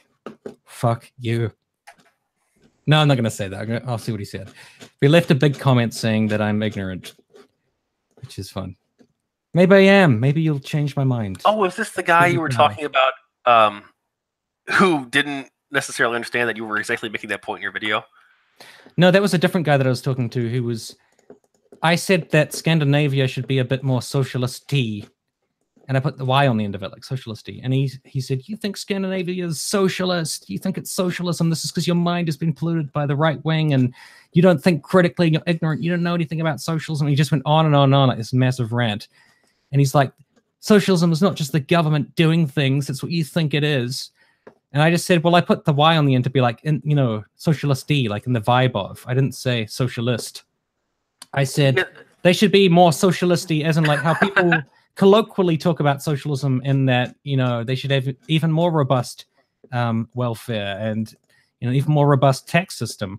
And then even after I explained that, he was like, oh, you're just lying. Like, you were trying to say it's socialism. And I was like, I don't know how to convince you the spirit, like what I actually meant when I said that, because I know what I meant, but you're telling me that I meant that Scandinavia is socialist. And then it just got to a point where it's like, I can't even talk to this guy anymore. He's just ranting at me about stuff I don't believe, you know? So what do you do? Yeah, we have to find probably a better word than socialist, right? Because obviously these people are not, most of them anyway, are not socialists. Like we were talking about earlier, they, you know, they just want a larger welfare state, and that is within the liberal framework. Yeah, it's like the progressive era thinking. Maybe progressive would be a better word, right? They're not so progressive, like, yeah. Because and they people, are not and like, you know, Bernie Sanders, I don't know what to say. He very colloquially always says, like, I want socialism. And the way that he goes about that is by talking about socialized healthcare and changing a tax system. So he's not necessarily advocating for something that's really socialist, technically speaking. But colloquially, people use the word socialist, you know? So when I said socialist-y, it's kind of like saying, you know, it's buttery. It's not literally butter. It's just, it's just got the effect of butter. It's got a buttery style to it, but it's not butter, you know? But I think people are very uncharitable and they just want to destroy you. So what can you do? I don't know if you get that too. People just trying to crush you. Well, yeah, and people on the right and the left do misuse this term so often, and we should probably stick to the definition of socialism, right? There's two definitions. One is that socialism is it's basically the same definition. It's that the workers supposedly own the companies. So there's two Yes, forms of thought on that's that. my key. That's my main thought on it. Worker control. Yeah, there's the government doing that, right? The central planners and the government being for the workers by the workers, supposedly, right? Often not really the case. You can make government more quote unquote socialist without it being a socialist system. You would just have to have more people direct input into the system. Well, and there's sort of this it's sort of a broken idea. And even most socialists reject it because they think it's too capitalisty, quote unquote. There you go. That the unions, scum. that the labor union, the government should force the labor unions to take control of all companies, and that these companies will still exist and they'll still compete in the market. Force them to take control, so they'll be like, well, control, leave us alone. Well, they force the companies to cede complete control. So you cannot own a business anymore. You cannot even own shares in a business. Instead, the labor union would take over. That's called market socialism. Mm-hmm. And the government would force these companies to basically give up complete control to these people. But you can't even generate new companies in that system. You're stuck with the existing companies since nobody is going to be able to create a company if you have that system. And there's also a lot of other incentives that are going wrong, and there's also a lot of other problems, such as the fact that you're stealing people's private property and you're giving it to other people for no reason. I think that's a whole nother conversation, and we'll just start again if we get into that. So yeah, I can have you on my channel sometime if you'd like, or whatever you'd like, man. And I'll come prepared this time, I promise. Well, I think we both didn't try to own each other or try to one-up each other. I think we tried to approach this from an honest perspective. And yet, one of us was owned. I'll just leave that up to the audience to decide who it was. Gotta have a poll now. Who won the debate? It was him. He got owned. All right. Thanks, guys. Okay, thank you so much. Okay. Talk to all of you later. Goodbye. Stopping.